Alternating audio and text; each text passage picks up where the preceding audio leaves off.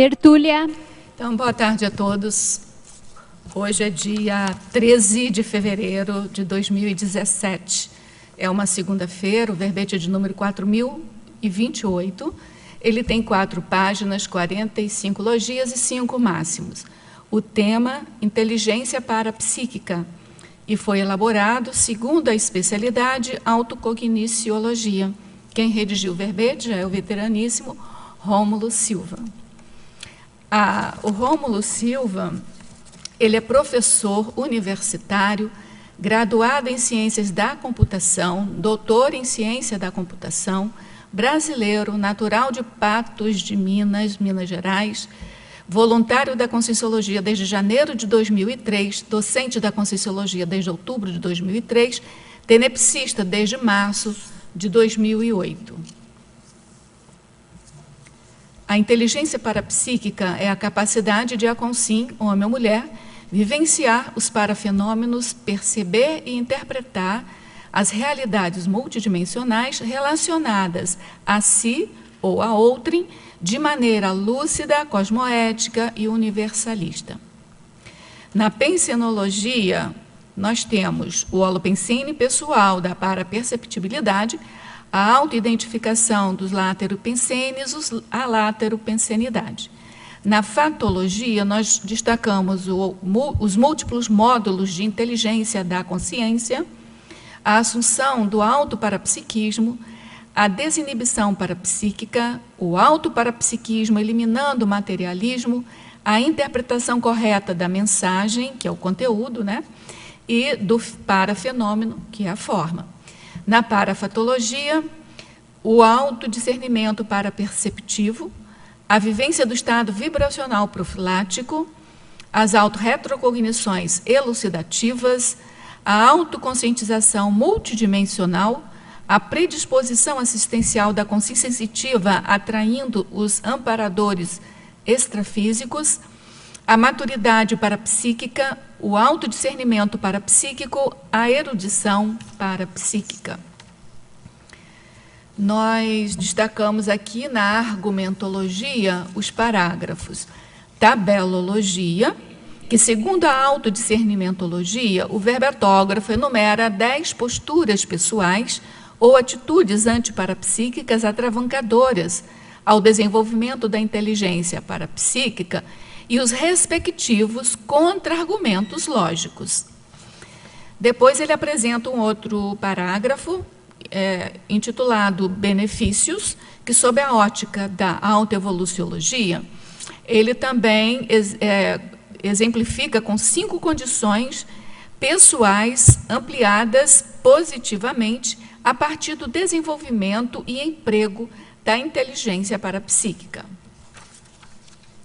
Na remissiologia, nós destacamos autodiscernimento parapsíquico, inteligência evolutiva, manifestação parapsíquica, parapercepciograma, perfil parapsíquico.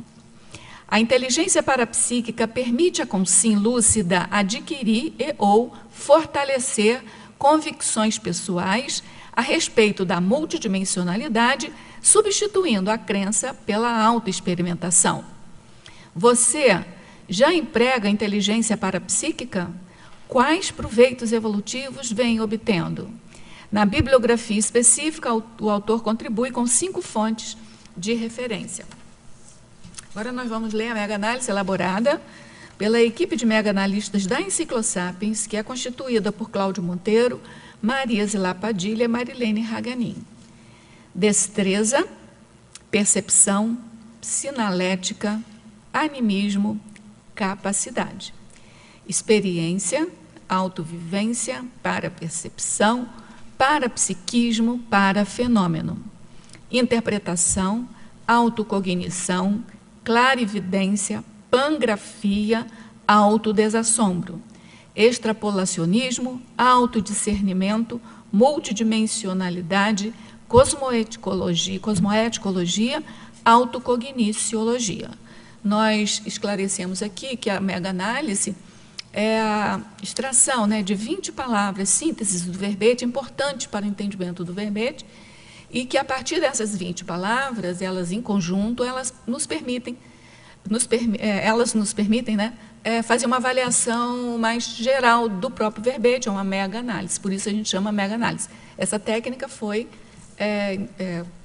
criada e aplicada inicialmente pelo professor Valdo Vieira, depois passou para outros voluntários e agora está com a Enciclosapiens. Ok? Rômulo, a pergunta clássica, você como veterano já deve estar esperando, o que te levou a fazer esse título de verbete? E eu, pessoalmente, sempre pergunto assim, se você tem alguma fatuística, alguma parafatuística, né? Alguma coisa dos bastidores da elaboração do verbete, que possa esclarecer a gente, não só quanto ao tema, quanto à vivência multidimensional, já que você fala aí da inteligência parapsíquica, né? Esse tema, ele, vamos dizer assim, eu tenho um curso livre, né, sobre esse tema já há alguns anos também, mas assim, a ideia, né, na verdade, se eu for olhar, vem desde a minha adolescência, aonde, né, quando me eram apresentadas as crenças religiosas, né, seja das que eu recebi da família ou mesmo, né, das outras pessoas com quem eu tive convivência, que de alguma forma aquilo não me satisfazia do ponto de vista racional e lógico. Então eu sempre procurei ter alguma explicação melhor para as coisas, né? E já tinha tido, né, experiência, mesmo antes de conhecer a Conscienciologia, algumas experiências de parafenômenos que ocorreram comigo, e a gente sempre está procurando entender como é que isso funciona, né?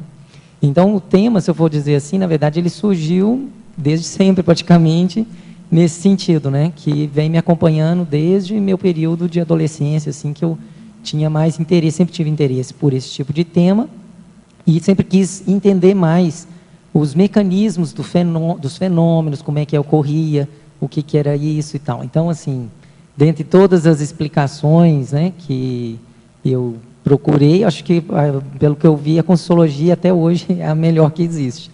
Não encontrei nenhuma outra, né? Então, esse, vamos dizer assim, seria o bastidor, né, da redação do verbete.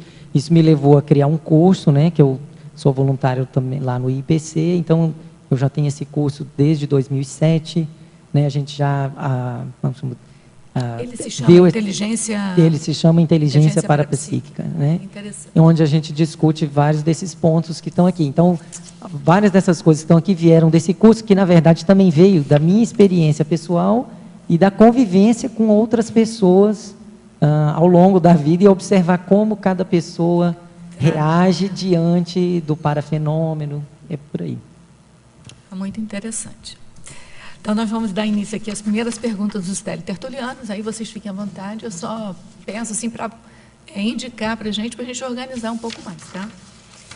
Pensenologia, página 12, primeira linha. Pode comentar sobre a autoidentificação dos láteropensenes? Sim. A ideia disso daí é o quê, né?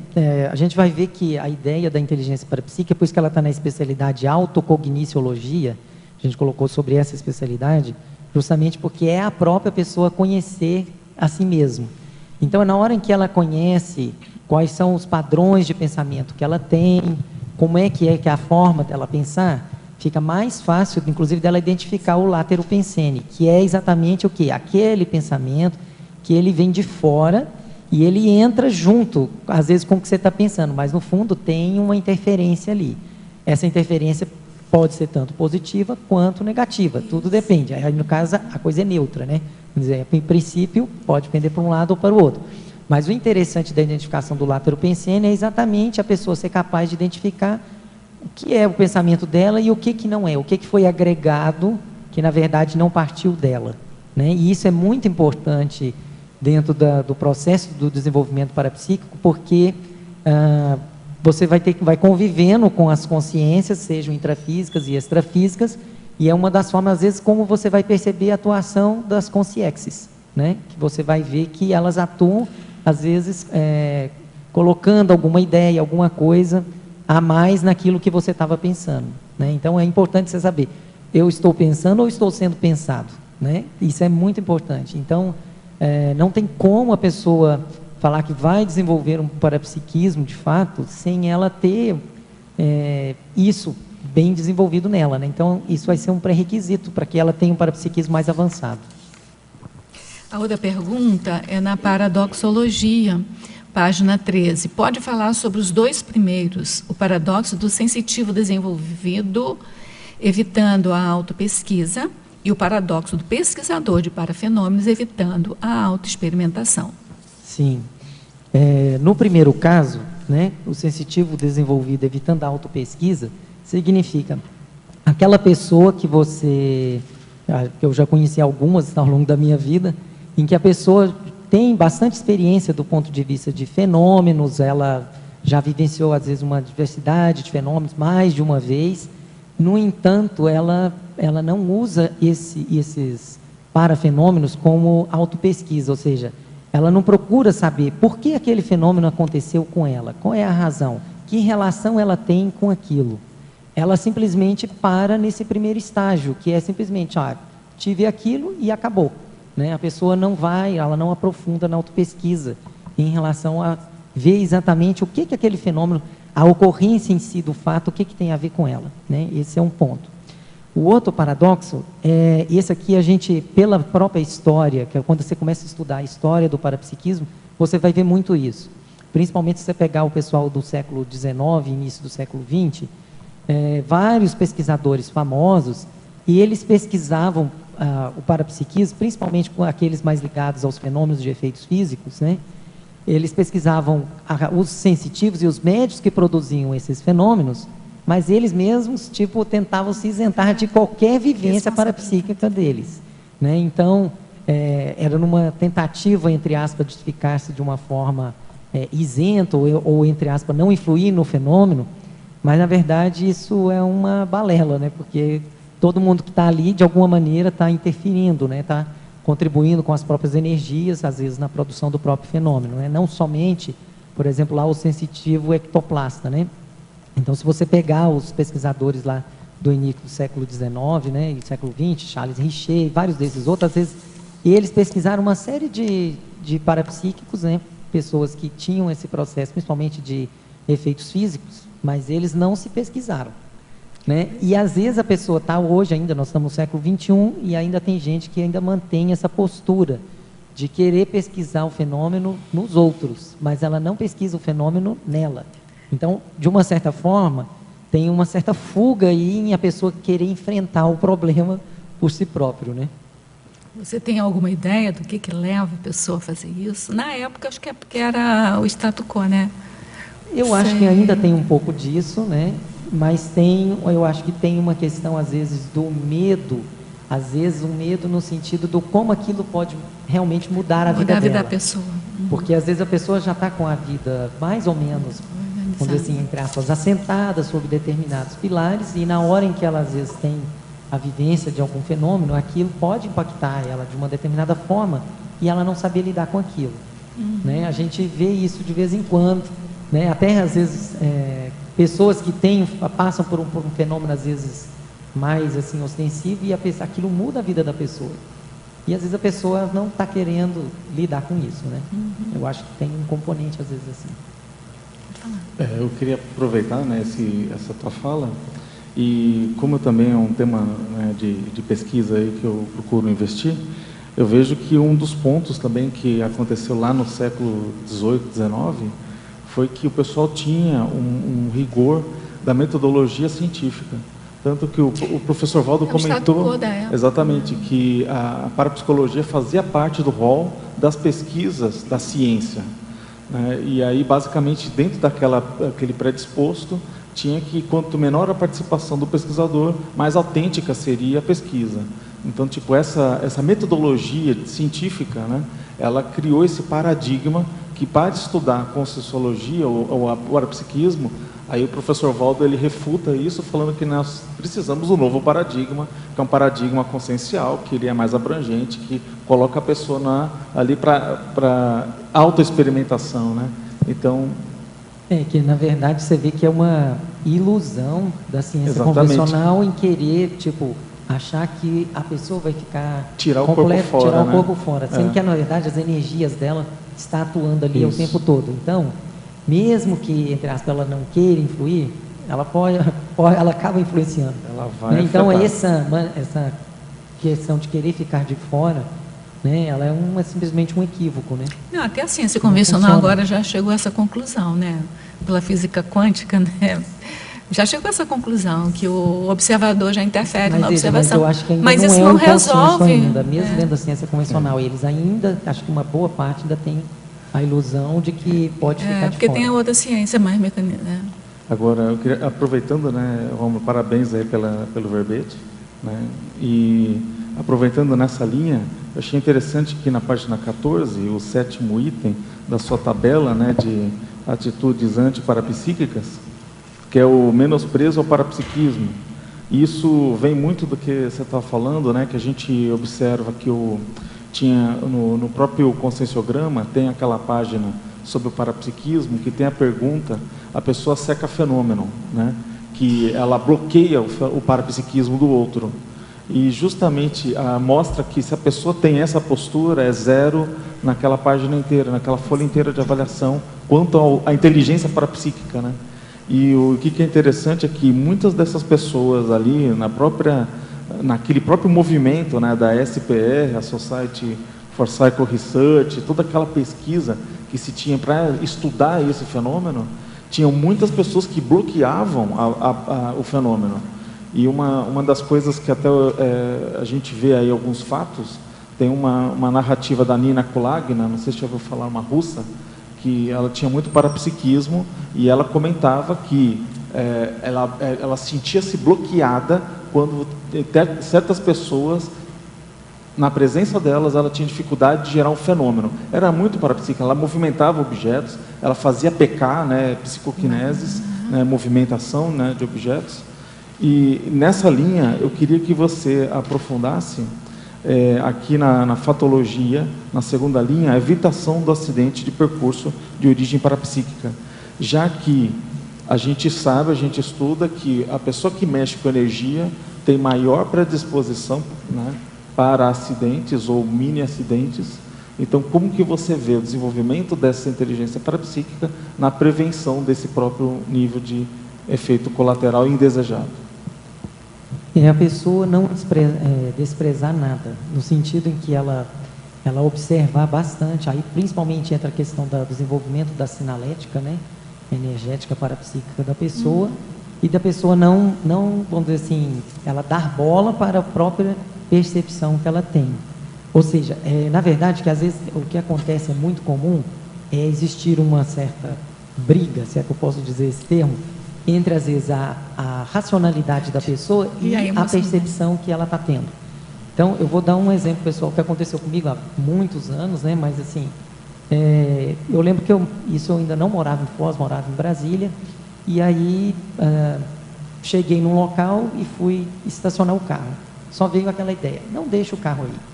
Mas eu pensei, mas não tem que nada tem em demais volta aqui, né? Vamos deixar o carro ali. Deixei o carro ali. Quando eu saí, eu ainda olhei o carro, parecia assim, eu achei ele que estava com a cor diferente, mas eu não sabia explicar. Peguei, entrei no carro, fui embora. Quando eu cheguei em casa, é que eu me dei conta que meu carro tinha sido arrombado. Então... Aquele tinha sido o quê? Arrombado. O carro tinha sido arrombado, né? E aí, então, quer dizer, eu, por não ter dado, vamos dizer assim, né, atenção maior àquela inspiração que eu tive, porque realmente foi uma inspiração bem clara, né? Só porque na hora eu pensei, mas qual o problema aqui? Racionalmente não tinha motivo, né? Racionalmente não teria nenhum motivo para aquilo, né? Já que era um lugar que eu já tinha estacionado outras vezes e tudo. Mas, enfim, a gente aprende com os próprios erros, né? Então, depois disso, eu passei a prestar mais atenção quando tem uma ideia, vem uma ideia assim que é muito diferente daquilo que você está, geralmente, do seu convencional, né? Então, eu vejo que, isso eu estou dando um exemplo, né? Mas para mostrar assim, que no caso do acidente de percurso, que não foi exatamente isso, né? Mas para a gente ver assim, que às vezes a pessoa vai tendo alguns avisos de que aquilo pode acontecer, e às vezes a pessoa vai deixando de lado, até que de fato ocorra um acidente mais sério com ela.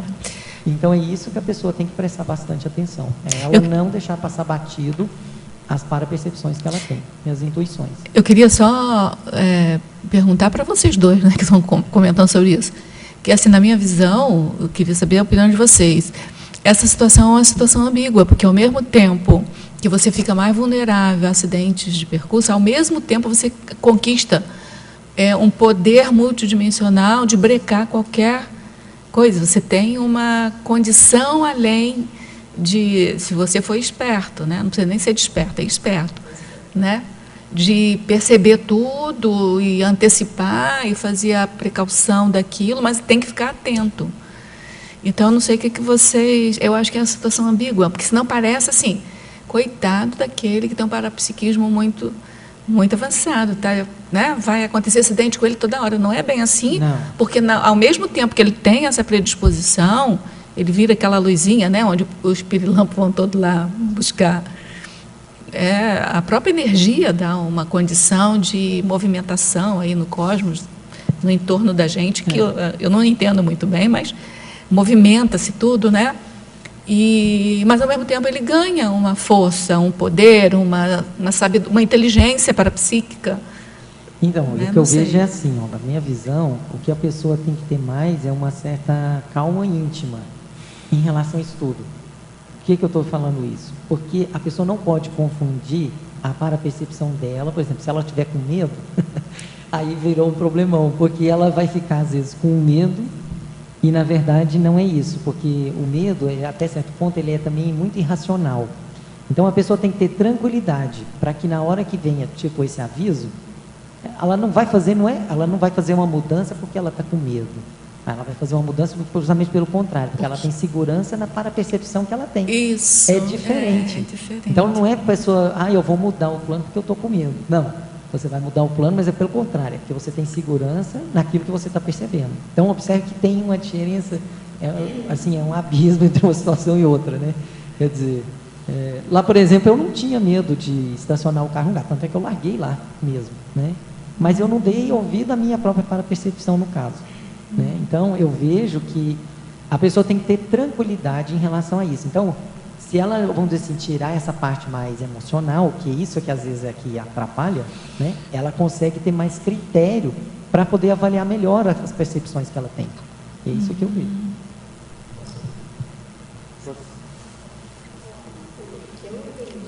A gente está discutindo sobre o mesmo assunto, daqui a pouco. Tá. O que eu entendi aqui é que exatamente o que ele está colocando como evitação é usar a inteligência. Porque o parapsiquismo, a gente tem várias situações de pessoas com processos parapsíquicos desorganizados, né, etc. Aqui, pelo que eu entendi, né, estou até perguntando, foi colocado a evitação no sentido de usar o recurso da inteligência, que aí é o que você falou, para todas essas informações paraperceptivas você usar, tendo, então, usando recursos cognitivos de inteligência, para evitar. Então, não é o parapsiquismo por si só que evita, é o uso da inteligência. Né? Foi o que eu entendi. Na verdade, a gente pode fazer o seguinte paralelo, né? O parapsiquismo, e a gente pode fazer uma analogia dele com, por exemplo, o sentido físico da visão. Às vezes a pessoa vê, mas ela não enxerga. Entende? Então, todo mundo tem parapsiquismo, mas a pessoa não emprega adequadamente aquilo que ela tem. Então, tem a ver com esse processo de você ter uma habilidade, né, no sentido de saber, entender como aquilo funciona, o que é aquilo. Né? Porque às vezes a pessoa, igual eu estou falando, né, você pode fazer então essa analogia que eu acho que aí fica mais claro. Né? O parapsiquismo é como se fosse um sentido. Né? E a inteligência parapsíquica é o emprego desse sentido. Né? Então, é a mesma coisa. Tem muita gente que às vezes olha um negócio, está vendo. A pessoa olha, não estou vendo. Mas o sentido da visão está funcionando. Mas ela não está, de fato, enxergando aquilo, às vezes, que está ali. Né? Eu acho interessante, como que é um tema assim que eu estudo, né? Eu procuro, tenho verbete até sobre esse assunto. De segurança, né? Sobre o processo da segurança. E o que eu considero que esse é um ponto importante que você está colocando, mas tem outras inteligências que vão, assim, dar apoio a isso. Então, dentro desses princípios, por exemplo, entender o princípio da própria matéria, entender a própria relação energia-matéria. Exemplo, independente do processo de domínio energético, o professor Valdo ele disse que não sentava debaixo de refletores. Sim, com certeza. Então, você fala, mas pelos cálculos de segurança, ele estava perfeitamente ali. Então, quer dizer, tinha suporte para aguentar aquele peso todo. Mas o que ele falava? Olha, pelos fenômenos, os parafenômenos, já havia acontecer uma PK, né, uma macro PK, e aquilo cair, e não era para cair. Então, basicamente, foi usada uma energia gravitante que os assediadores aproveitaram para fazer aquele fenômeno. E não é nem energia gravitante da pessoa, que é isso que a pessoa tem que avaliar. Não é que ela liberou aquela energia. Os assediadores pegaram de outras pessoas, de outras situações, que liberam essas energias e manipularam contra a pessoa, que é um epicentro. Você acha que isso tudo está dentro da questão da inteligência evolutiva? Porque o Josuvaldo, ele já fazia precaução, eu vejo porque que isso... a profilaxia, porque ele tinha inteligência parapsíquica. Eu acho que o parapsiquismo ele é uma força dentro dessa inteligência, mas existem alguns vieses do tipo que vai um pouco além, ele vai além das parapercepções, ele vem uma antecipação de problema. E essa antecipação coloca, olha, eu via, por exemplo, outros casos, ele escolhia a marca d'água que ele bebia. E aí ele falava, olha, porque eu sei dessa situação, eu sei da natureza da fabricação, eu acompanhei a questão da fonte, então a essa eu confio, a outra eu não confio. Então ele falava, olha, você vai comprar essa água, se não tiver essa água, você não compra. Percebe? Aí você fala, pô, mas isso é um radicalismo. Fala assim, até que ponto, entre esse processo da inteligência evolutiva, que pegou esse processo das inspirações, das parapercepções, e um processo de apenas técnica de prevenção de fato, né? Ou seja, posturas prevencionistas, que aí a gente tem que talvez tomar a mais. Aí é a paraprofilaxia. Mas né? isso não é só Aí entrou um monte de outras coisas, né? No caso. Mas no caso específico do parapsiquismo, o que a gente vê muito é que as pessoas, às vezes, nem dão bola, negligenciam muito aquilo que percebem, e outra coisa que a pessoa não pensa, por exemplo, que a menos que ela tenha uma percepção muito boa, já muito avançada, mas, em geral, ainda, né, vamos dizer assim, no nosso nível evolutivo, as consciências conseguem mexer muito com as pessoas sem que as pessoas tenham a menor ideia. Então, a pessoa tem que ser esperta. Se ela não é desperta, mas que seja pelo menos esperta. Né? Pode falar você agora, chegou sua vez. Ela estava um tempo para fazer a pergunta, né? Sobre discernir a interpretação correta da mensagem, do conteúdo, do parafenômeno forma. Essa é uma pergunta, depois eu faço a outra. Eu não compreendi. É o último item da desculpa, é patologia. O último item da patologia. Quarta linha. Como discernir a interpretação correta da mensagem, conteúdo, do parafenômeno forma? Como você trabalha com isso? Então, eu vejo assim, a pessoa não pode esperar que ela vai entender tudo na primeira vez, tá certo? Isso é com um acúmulo de experiência, a pessoa vai chegando a uma determinada conclusão. O que eu digo é o seguinte, a pessoa, por exemplo, vivenciou um parafenômeno. Então, a primeira coisa que ela tem que pensar ela vai anotar o que ela vivenciou. O que é que foi que ela passou? Ela vai anotar aquilo. Com o passar do tempo, ela vai também traçar hipóteses, né, de interpretação possível para aquilo que ela vivenciou.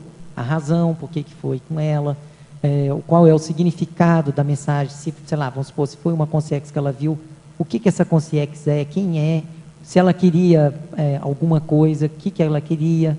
Então, a pessoa tem que traçar determinadas hipóteses. E aí, depois, ela vai, aos poucos, confirmando se essas hipóteses que ela traçou estão corretas ou estão equivocadas. Ou estão corretas em parte, estão equivocadas em parte. Então, assim, a fórmula que eu vejo, não existe uma fórmula mágica, é através do acúmulo de experiência, de anotação.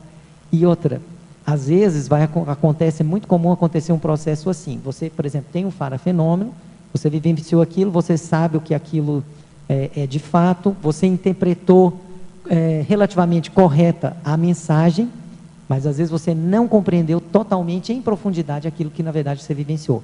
Às vezes vai passar 4, 5 anos depois, aí você vai entender às vezes um detalhe que tinha te passado desapercebido, mas de uma experiência que já aconteceu há muito tempo e que você vai entender em um outro nível de profundidade. E isso também acontece. Então, a gente tem que ter a ideia é o seguinte, que a coisa não é totalmente estanque, que tipo assim, eu entendi ou não entendi? Você entendeu quantos % do conteúdo da mensagem, né? Ô, Rômulo, então, isso é importante a pessoa ter bem claro isso para ser uma coisa bem realista. Eu, não, pelo menos, não tenho a pretensão assim, tipo, sei lá, já tive algumas clarividências, por exemplo, de achar que eu entendi completamente tudo que estava envolvido naquilo dali. Entende? Então, eu vejo que, com o passar do tempo, você vai aprendendo pontos que você tinha esquecido a respeito da mesma vivência, e aqui você fala, poxa, eu não tinha entendido isso naquela época, mas hoje eu estou entendendo. Eu queria que... Por isso que tem que registrar. Eu queria que ele explorasse isso daí, porque eu acho que é um detalhe importante da tua experiência, que você coloca até aqui na ciclologia, na página 13, o ciclo análise e síntese aplicado às parapercepções. Você pode aprofundar o que você faz, o que você já aprendeu, desenvolveu de técnica nisso? Então, até nesse curso que a gente dá, a gente fala um pouco disso, né? Mas a base de tudo é escrever anotação. É você registrar. Eu vou dar um exemplo simples que aconteceu comigo há muitos anos atrás, uma época que eu nem conhecia Consultologia ainda.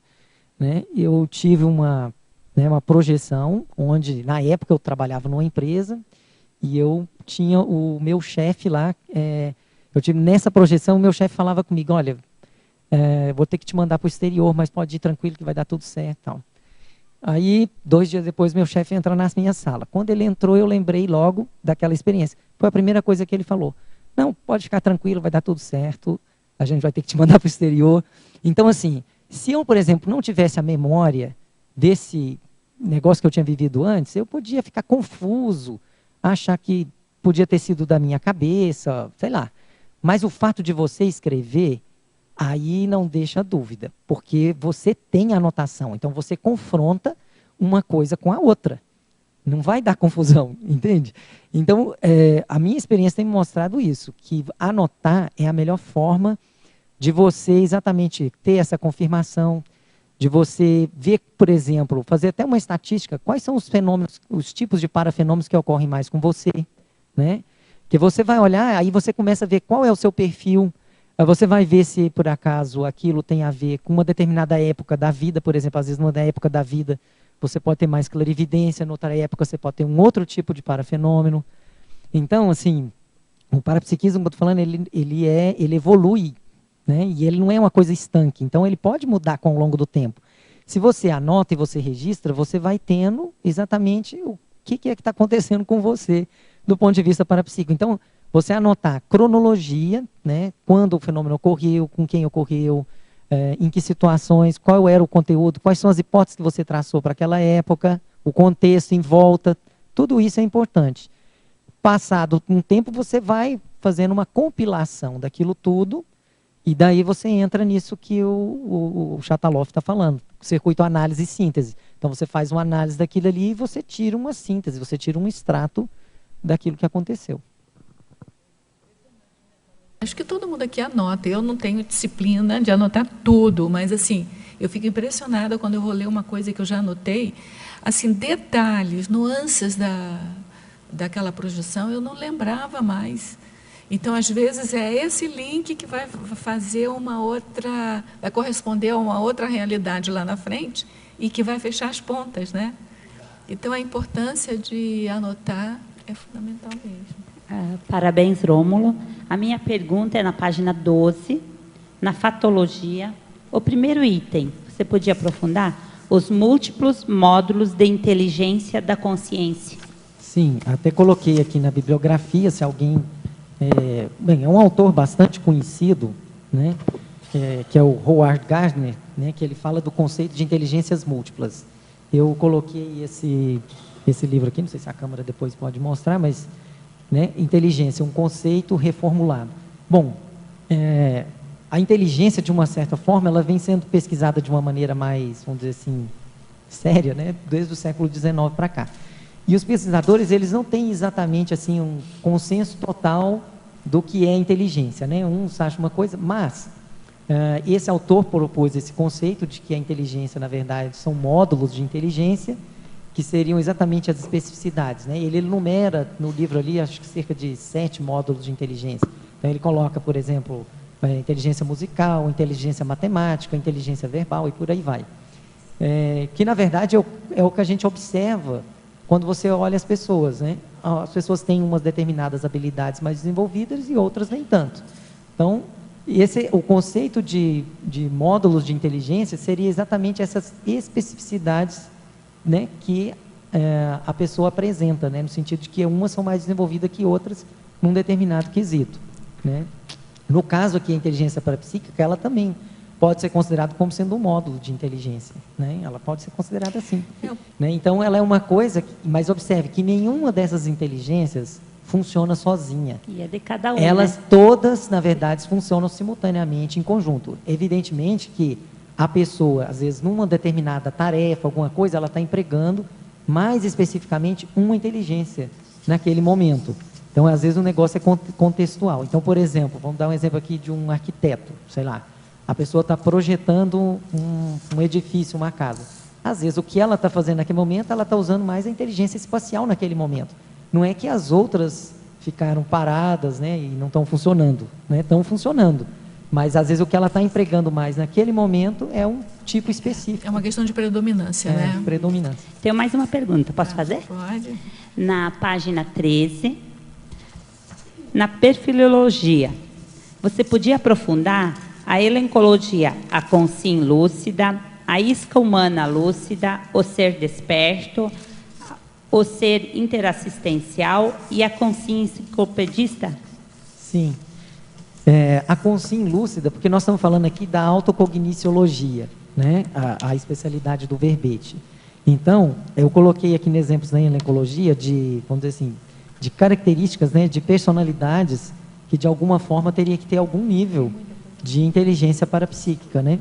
Então, a consciência lúcida é aquela que, por exemplo, passa pelo processo da escagem lúcida, que sabe que tem uma influência de consciência em um determinado momento, né? Que aí é a condição da isca humana lúcida. O ser desperto, na verdade, é isso de uma forma mais ampliada.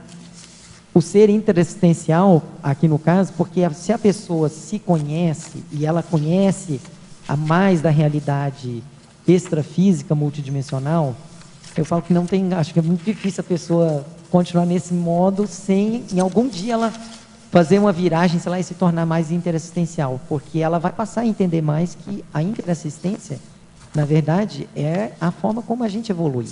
A gente ajuda as outras pessoas, a gente é ajudado também. Então, isso faz parte.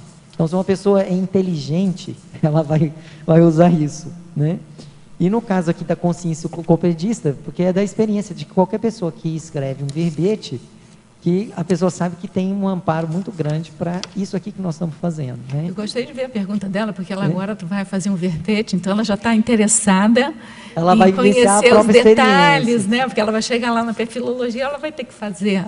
Muito bem, assim que começa. Não, e assim me chamou a atenção porque esses níveis, sabe, eu crescendo, a consciência lúcida, a isca lúcida, o desperto, esse crescendo, quando eu li ali, me pareceu assim, níveis, você tem que, aqui tu vai galgando, sabe, indo por níveis, né? Isso me chamou muita atenção. Mas aqui no caso, não tive essa intenção clara, tá? Em relação a fazer, assim, em nível ascendente. Tanto é que, por exemplo, a rigor, a consciência enciclopedista poderia ser colocada antes do ser desperto. Tá. Né? Que ser desperto talvez Sim. seria o último aí nesse crescendo, se fosse colocar, né? Uhum. Tudo Mas bem, é então? essa a ideia. Podemos passar, então. Nós vamos dar um adianto aqui nas perguntas, depois a gente volta a discutir aqui, tá? O verbetógrafo poderia mencionar quais técnicas para o desenvolvimento da inteligência parapsíquica ele utilizou? Quer dizer, está perguntando quais as que você utilizou. Ela é uma colega nossa que está morando na Flórida agora. Bom, eu já falei aqui da questão da anotação, que eu acho que essa é vamos dizer assim, se eu for falar, é a técnica universal e básica, é a anotação, registro das suas parapercepções. A outra técnica que eu também consideraria básica e universal, estado vibracional. Não tem como você fugir dessa realidade, né? Você trabalhar com o estado vibracional é o que, além de manter a sua homeostase holossomática, também faz, que ajuda você a provocar descoincidência, que é exatamente 90%, se não for mais, se não for quase 100% dos parafenômenos, eles às vezes têm alguma relação com o processo de descoincidência, nem que seja uma mini descoincidência, né? E o estado vibracional, ele facilita e possibilita você vivenciar isso, né? Aí, claro que tem técnicas específicas que vai de acordo com o perfil e com o objetivo do que você quer. Por exemplo, vou falar de uma técnica que eu já usei várias vezes e ela funciona bastante para mim, por exemplo, no que se refere à projeção consciente, que é a técnica que está descrita lá no tratado Projeciologia, que é a técnica da saturação mental. Eu começo a ler sobre aquele assunto, eu vou lendo, eu saturo a minha mente com aquela informação, quando eu vejo, aquele processo acaba acontecendo. Então, para mim funciona muito, para outras pessoas pode ser que não funcione. Então, a pessoa também vai descobrindo as próprias técnicas, ela vai criando maneiras de fazer esse processo de desenvolvimento parapsíquico dela. Essa pergunta aqui do teletertuliano, você já respondeu, mas eu vou ler de novo porque tem um outro contexto, tá? E você faz uma síntese aqui. O último item da fatologia, desculpa. Aí ele diz assim, ele é de Curitiba, participo da dinâmica parapsíquica às segundas-feiras aqui em Curitiba, do IPC de Curitiba, né? E pergunto-lhe, visando o melhor desenvolvimento parapsíquico de todo o nosso grupo, como melhorar a interpretação correta da mensagem, que é o conteúdo, do parafenômeno forma, que foi a pergunta que ela fez, mas aqui ele está num contexto de grupo, não sei se tem alguma outra... Olha, o que eu vou te dizer, claro que você ter, né, essas experiências de dinâmicas, elas ajudam muito, justamente porque você pode confrontar a sua parapercepção com a de outras pessoas. Mas observe o seguinte, existe um componente dentro do parapsiquismo que ele não tem como sair disso, que é um processo de autodidatismo. O que eu quero dizer com isso? Por exemplo, a coisa básica que eu falei aqui logo lá no início, né?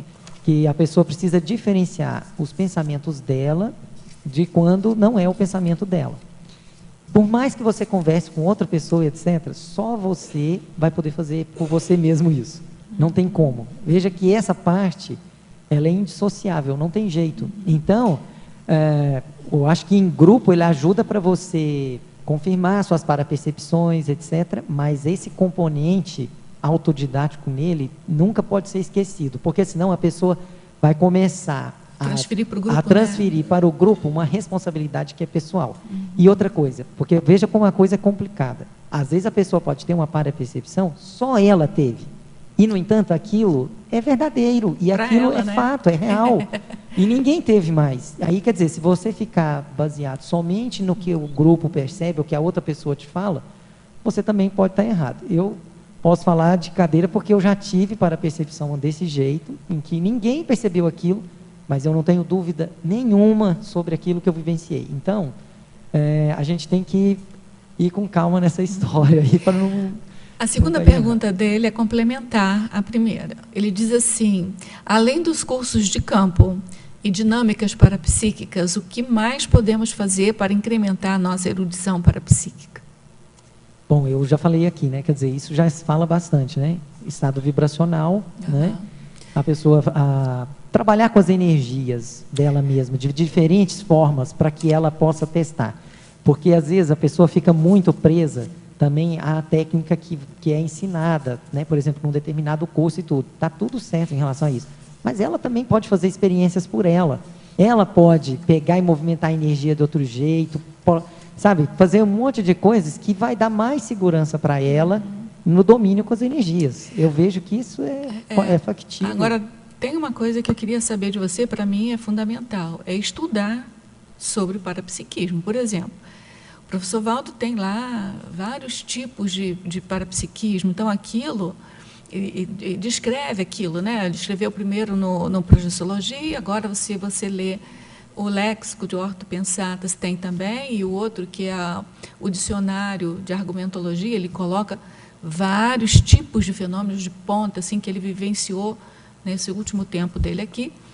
Eu acho que conhecer, saber da hipótese de alguém ter tido, você já fica em alerta para perceber aquilo também em você. Eu não estou dizendo que é só ler que vai ter. Uma coisa importante eu não sei o que falando, você pensa do estudo. Sim. Essa erudição começa também pelo estudo. Sim, com certeza, porque tem um aspecto aí que é o seguinte, se você não tem um nome para aquilo, você vivencia e passa batido, você não sabe dar nome e aquilo se perde.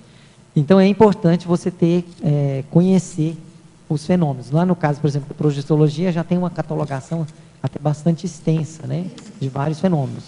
E tem um pessoal aí até que trabalha, né, o colégio aí invisível, né, da parafenomenologia também faz catalogação de fenômenos. Mas observe o seguinte, a gente só tem que cuidar com uma coisa, essa é a minha opinião, com relação a essa questão dos fenômenos. Para a pessoa não botar o fenômeno só dentro de uma caixinha, porque aí às vezes ela também corre outro risco. O que eu quero dizer com isso? Às vezes os fenômenos, eles são compostos e eles são, vamos dizer assim, complexos. Então, por exemplo, às vezes você pode ter uma clarividência, mas junto da clarividência pode ter outra coisa, um látero pensando em mais alguma coisa. Então, se a pessoa ela quiser focar demais, às vezes, né, numa caixinha, às vezes ela pode correr o risco de segmentar. O que ela não pode fazer, na minha opinião, é só isso. Ela tem que colocar tudo aquilo que ela percebe, coloca hipóteses.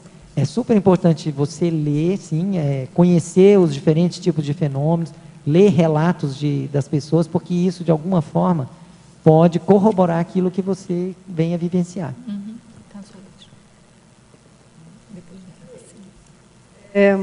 Eu gostaria de saber se você pode esclarecer para mim o paradoxo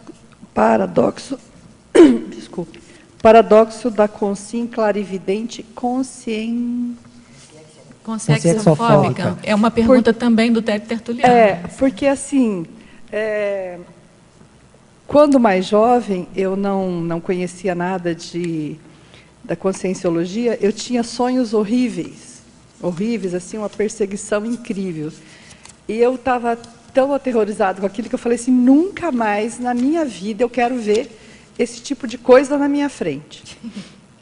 E depois, em outra situação, eu sabia que existia algumas coisas dentro da minha casa, e eu passava assim de fininho, falando, não quero ver mesmo, né? E hoje, assim, estudando já a conscienciologia, já me sinto mais perto de poder ver, de aceitar, né? Não assustar tanto assim. Mas existe um bloqueio muito grande para mim, assim, ainda. Aí você podia me ajudar. Olha, vou te falar, assim, né, aqui no caso do paradoxo, o que a gente está colocando às vezes, é aquela pessoa que de fato ela vê, mas ela nega até o que ela está vendo. No fundo, porque a pessoa, às vezes, está querendo exatamente fugir daquela situação, de confrontar aquela situação. Então, o que eu te diria, assim, para você, que eu acho, aí não sei se é o seu caso, mas o ideal é a pessoa tentar fazer uma autopesquisa mais aprofundada. Qual é o medo que está por trás disso? Por que a pessoa tem medo de ver, seja uma consciência, o que é aquela, lidar com aquela situação? Porque uma coisa é o seguinte, aquela situação existe, ela está lá. O fato da gente querer ignorar a situação não vai tornar a situação falsa ou irreal. Então, observe que, às vezes, a pessoa entra numa dessa para se sentir mais confortável, para ficar, é como se fosse um mecanismo de defesa do ego. Até aí, vamos dizer assim, tá bom porque está mantendo o equilíbrio dela. Mas veja, na hora em que a pessoa já admite que, opa, esse negócio aqui, não, eu posso mudar isso, então está na hora dela de descartar, vamos dizer assim, esse comportamento que até certo ponto vai ficando anacrônico. Então, o que a pessoa tem que analisar? Quais são os motivos da minha insegurança em relação ao que eu vou ver? O que é que tem por trás?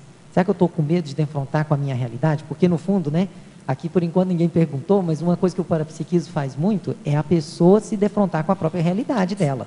Inclusive a realidade, principalmente a realidade multidimensional. Então a pessoa vai ver quem são as companhias dela e tal. Você fala, mas eu não quero ter esse tipo de companhia. Por exemplo, então você vai conhecer um monte de gente que é doida para ver consciência, mas só quer ver consciência avançada. Ela não quer ver a consciência patológica, ela não quer ver a consciência doente. Mas observe, isso faz parte. Né? Isso faz parte. A gente vive num mundo em que, vamos dizer assim, uma grande parte da humanidade não é nem um pouco evoluída. Então não há de se esperar de que a parapopulação seja muito diferente, né? Então eu acho que às vezes o que falta assim, é a pessoa botar um pouco mais de racionalidade, eu acho que é o que ajuda mais em relação a isso, e ela começar a criar a situação que a gente chama de desassombro parapsíquico, que é o seguinte, olha, eu estou para o que der e vier. E aí, na hora que ela começa a ter mais esse tipo de atitude, aí ela começa a ficar mais aberta para ver o que tiver para ser visto. E é interessante que, às vezes, a pessoa, depois que ela começa a ver, ela fala, nossa, não é tão feio quanto eu imaginava. Às vezes, vamos dizer assim, ela pintou o negócio com tintas mais escuras, de fato, com o que tem até na própria realidade. Então, não sei se te ajuda essa ideia, mas uma das coisas que eu acho que ajuda muito é ter esse certo desassombro. Você fala, olha, vou para o que der e vier, né? Então, eu lembro, assim, quando eu fiz um acoplamentário lá em 2003, que eu vim aqui, o SEAC não morava aqui em Foz, fui fazer uma, né, naquela época ainda tinha, assim, uma certa insegurança, mas quando eu fui fazer o acoplamento, lá no caso era o professor Valdo, eu falei, quero nem saber, pode sair o coração boca fora, mas eu quero ver o que eu tiver de ver. E foi ótimo, por quê? Porque realmente eu tive uma clarividência insofismável, né, vamos dizer assim, não tinha como falar que não. O que é essa clarividência insofismável? O que é uma clarividência insofismável? É aquela que você não tem como dizer que não está vendo. Não tem jeito. Você não pode virar, você fecha o olho, abre de novo, você está vendo, então você fala, realmente, eu não posso inventar isso aqui. Então, isso é uma clarividência insofismável. Então, você é obrigado a admitir aquela realidade, porque ela não é nem um pouco fugaz, ela até tem uma certa perenidade, mesmo que seja por alguns instantes, mas a coisa é tão, vamos dizer assim, materializada, né? Eu brinco, né? Eu falo, é tão materializado igual esse granito, esse mármore que a gente está vendo aqui em cima. Então, você não vai contra aquilo que você está vendo, você não pode ser doido a esse ponto, né? De querer ir contra aquilo que você está percebendo de uma maneira tão clara. Não dá. Eu queria só aproveitar essa questão e, na verdade, tem a ver com essas duas. Teve uma situação em que a gente queria perceber mais de energia e a gente perguntou para o Valdo, o que eu tenho que fazer, né? Aí ele falou, olha, vai fazer bioenergia sem muros. Então, bioenergia sem muros aqui, praticamente, acho que mais a Sinvex que está fazendo, né? Às vezes caminhada bioenergética, né? Mas o que acontece? Que esse curso Bioenergias, você tinha lá diversos protocolos, né? E tinha uma lista que falava o seguinte, olha, numa interação de uma conversa, está doando ou perdendo energia? Ao telefone, você está sendo vampirizado? Como que você está se sentindo depois da ligação? Então, tinha diversas questões chaves em que mostrava que no nosso dia a dia, as pessoas já interferem uma na outra. Né? E que o parapsiquismo está lá, ele está funcionando, você querendo ou não, né? Mas você tem que tomar uma posição, né? De falar assim, então eu vejo que muita gente fica preso no estado vibracional e o que a gente observa no Bioenergias era que você tinha que esterilizar para plantas, esterilizar para animais, você tinha que esterilizar na sua casa, você tinha que ver se tinha bagulho energético, se tem uma consciência, se é teu quarto, você vai procurar blindar, mexer com energia, fazer desassédio, porque ali é seu quarto. Se você não mexer com energia no teu quarto e ficar com receio, e aquele quarto é seu, é teu direito, em qualquer dimensão, você fala, isso aqui espaço é meu, não é? Então, essas ações, elas vão desenvolver seu parapsiquismo, por quê? Tem uma coisa que a professora Marina comentava, que é o seguinte, valorize seu desconforto. Porque se você não valorizar seu desconforto, tem a consciência doente do teu lado. Aí daqui a pouco você vai estar com ela de novo e aquilo virou normal. Então, porque você desligou aquele botão, eu não quero perceber. Agora, se entrar nessa ideia que o Rômulo está colocando, de buscar para a pesquisa, fazer o registro, e aí mexer com o que eu buscar para mim, aí você passou para o pesquisador, né, Rômulo? Vamos adiante, eu acho que é importante os aspectos emocionais. Agora, no caso dos travões, aí é bom a pessoa sempre analisar os aspectos emocionais que a pessoa tem em relação, por que ela tem a dificuldade de, vamos colocar assim, de ter esse desassombro, né, em relação ao parapsiquismo. Isso, pode ser. Eu só queria ter colocado antes que uma coisa que eu acho importante em termos de parapsiquismo é que o parapsiquismo é efeito cumulativo e vai do menor ao maior, né? Além da gente já ter trabalhado em outras vidas com o parapsiquismo, nessa mesmo, para eu ter um grande, às vezes, parafenômeno, eu tenho que valorizar as pequenas coisas, que às vezes as pessoas não valorizam, né? Acha que é pequeno aquilo ali, não dá bola, como o Rômulo salientou, né? Não registra, tem às vezes até algum tipo de apriorismo no fazer a avaliação, né? Não tem muito discernimento. Então, eu acho que é importante valorizar do menor para poder chegar no maior, porque a gente não vai dar saltos, né? Eu acho que tem um argumento que eu uso para a pessoa entender isso aí, que é o seguinte. Uma coisa é a forma do fenômeno, que entre aspas pode ser até meio que pirotécnica e tal, vamos dizer assim, entre aspas, fogos de artifício, né, que a gente fala. A outra coisa é o conteúdo. essas duas coisas, elas são ortogonais. Eu quero dizer o seguinte, elas são, a rigor, independentes. Então, às vezes, por exemplo, uma simples para-percepção, ou às vezes uma ideia que é insuflada, tem muito mais valor do que, às vezes, o fogo de artifício que a pessoa está esperando. Então, a pessoa vai ver que, às vezes, aquilo que é sutil, às vezes, é mais importante do que aquilo que é muito ostensivo. Então, essas coisas a pessoa tem que botar isso na balança, né? Inteligência evolutiva, parapsíquica, e não o parapsiquismo, como que eu vou dizer? Não é o fenômeno, não é o fenômeno. Não é a forma em si. O interessante é exatamente o conteúdo. Se a pessoa valorizar demais a forma, ela perde o conteúdo, e às vezes de coisa muito mais importante. Vamos lá, agora nós temos umas perguntas aqui da Alemanha para você. Na parafatologia, página 12, terceira linha de baixo para cima, os fenômenos de efeitos físicos, poderia aprofundar e, se possível, com exemplos? Sim, aí no caso dos fenômenos de efeitos físicos, os mais conhecidos são aqueles ligados à questão da ectoplasmia, né? Então, você tem até livros de materializações que mostram fotografias, né, de consciências que se materializavam.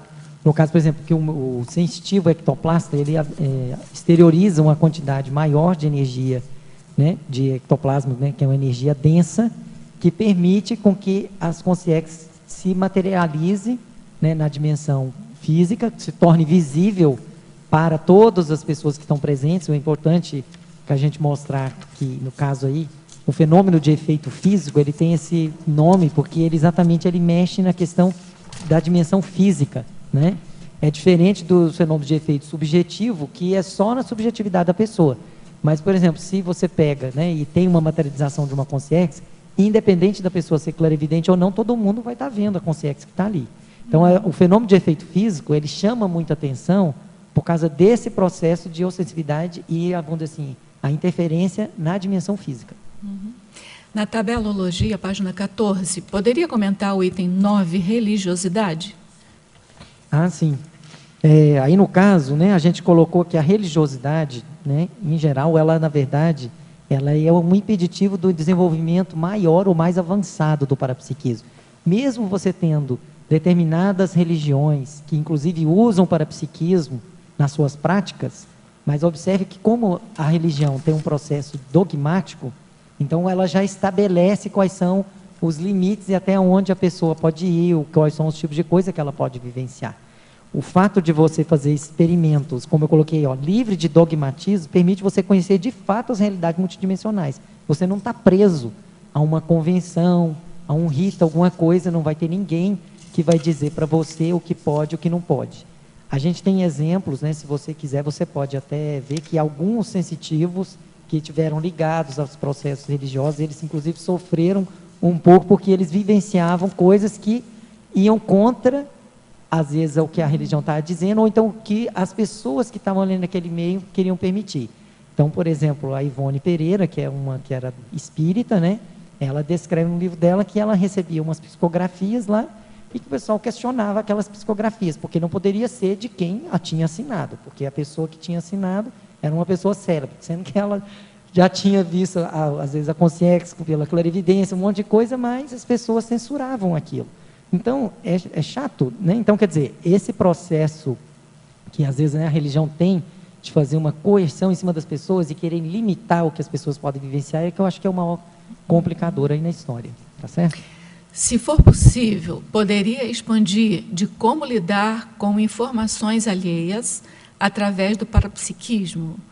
Quando devemos passar a informação? Entendeu o que ela quer? Ela tem o parapsiquismo e a informação alheia. Como é que ela faz? Olha, o que eu vou te dizer é o seguinte, o princípio número 1 é, na dúvida, abstenha-se.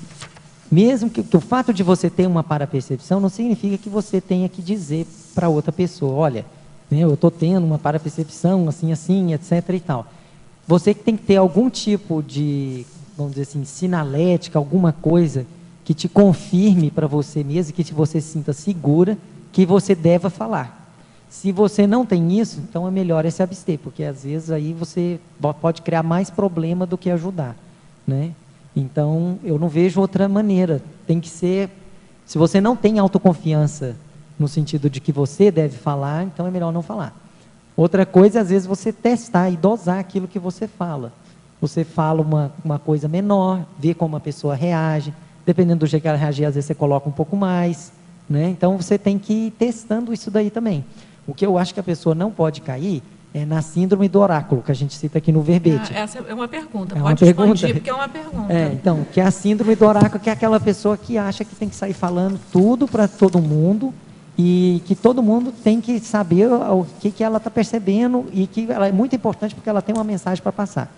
Isso aí é um equívoco que a pessoa ainda não entendeu o objetivo do parapsiquismo. Então, assim, o parapsiquismo é para ser usado como uma ferramenta interassistencial. Então, é você ver aquilo que você vai falar vai ajudar, de fato, a pessoa, né? Então, se você achar que não vai, ou então que aquilo, você não sabe qual é o resultado, então é melhor você abster, anota, espera. Às vezes, você não tem que falar também no momento em que você está percebendo.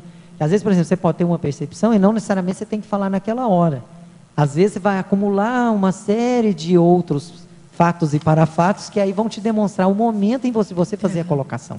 Tá certo? Quase falando, eu ia dizer que me parece que o mais importante é você ver a sua intenção no falar também. Que tem a ver com isso, né? É interassistencial o que eu vou falar, é necessário, vai ajudar, e não, às vezes, é uma ansiedade, né? Por expressar, né? Às vezes você não tem essa cautela. Bom, gente, mitologia, página 13. Pode falar sobre o mito de parapsiquismo existir sem o animismo? Sim, isso aí é um mito, como ele está dizendo. Porque, na verdade, é o seguinte, o parapsiquismo existe a partir das faculdades anímicas da consciência. O animismo, é que vamos dizer assim, é que é a coisa original, vamos dizer, porque faz parte dela. Vamos dizer assim, as consciências, né, mexem com as pessoas, etc. e tal, mas, no fundo, isso só é possível porque elas têm o animismo. Então, não existe esse negócio que, às vezes, algumas crenças religiosas ou outras linhas de conhecimento que mexem com o parapsiquismo querem tirar totalmente a parte anímica do processo. Não tem jeito. Ele sempre estará presente. E, na verdade, a ideia é que, talvez, com a evolução, ele vai preponderar cada vez mais do que o próprio parapsiquismo. Então, assim, o que a gente observa é que, às vezes, no início, né, a pessoa é muito ativada de fora para dentro, né? Mas, à medida que ela vai evoluindo, né, com o próprio parapsiquismo, ela vai começar a fazer o contrário, ela vai começar a ativar os de fora. Então, é isso que é a ideia, né, porque isso é um mito, achar que existe parapsiquismo sem animismo. Não tem. Em benefícios, página 14, aprofundar, por favor, assistencialidade, que é o número 1, e o 5, autorretrocognição. Tá.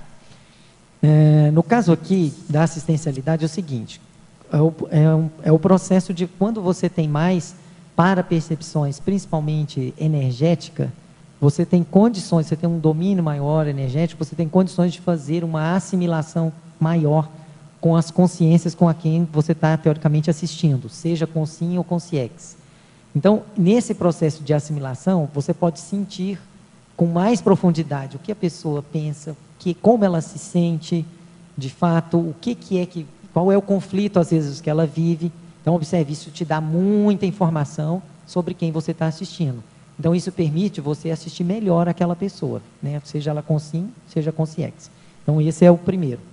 E a última, a autorretrocognição, a recuperação de cons magnos intermissivos, é exatamente porque quanto mais lúcida a pessoa vai tendo e o parapsiquismo desenvolvido, é muito mais fácil ela ter retrocognições, né, por ela própria, né, que é a autorretrocognição, em que ela vai ter ideias mais do curso intermissivo dela, ela vai conseguir resgatar isso de uma maneira mais fácil. É muito mais fácil uma pessoa que tem parapsiquismo resgatar essas ideias do que uma pessoa que não tem. Isso é, para mim, natural, sei lá. Na página 15, comente, por favor, a frase enfática. Bom, a frase enfática, a ideia da frase enfática, né, que a gente colocou, né, inteligência parapsíquica permite à consciência lúcida adquirir ou fortalecer convicções pessoais a respeito da multidimensionalidade, substituindo a crença pela autoexperimentação. Justamente porque a pessoa vai passar a valorizar cada vez mais as experiências próprias dela, o próprio autoparapsiquismo. A confiança dela aumenta. Então, e observe, não é por um processo de crença, é por um processo de vivência.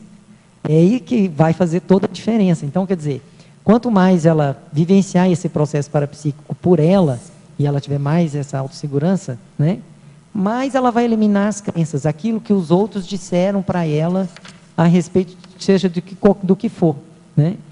Quanto mais desenvolvida parapsiquicamente nesse sentido, ela vai dar mais valor, no bom sentido, para as percepções que ela tem, do que, de fato, a percepção do outro, ou, né, o que o outro acha, né? Na fatologia, essa pergunta você, de alguma maneira, já respondeu, mas como já foi logo no início, a gente vai fazer de novo para você fazer uma outra abordagem. Na fatologia, página 12, segunda linha, como evitar o acidente de percurso de origem parapsíquica? Bom, então, falando dessa questão da evitação do acidente de percurso parapsíquico, né, seria exatamente a pessoa dar valor às próprias parapercepções dela, aos insights, às intuições, ela anotar exatamente o que aconteceu, né?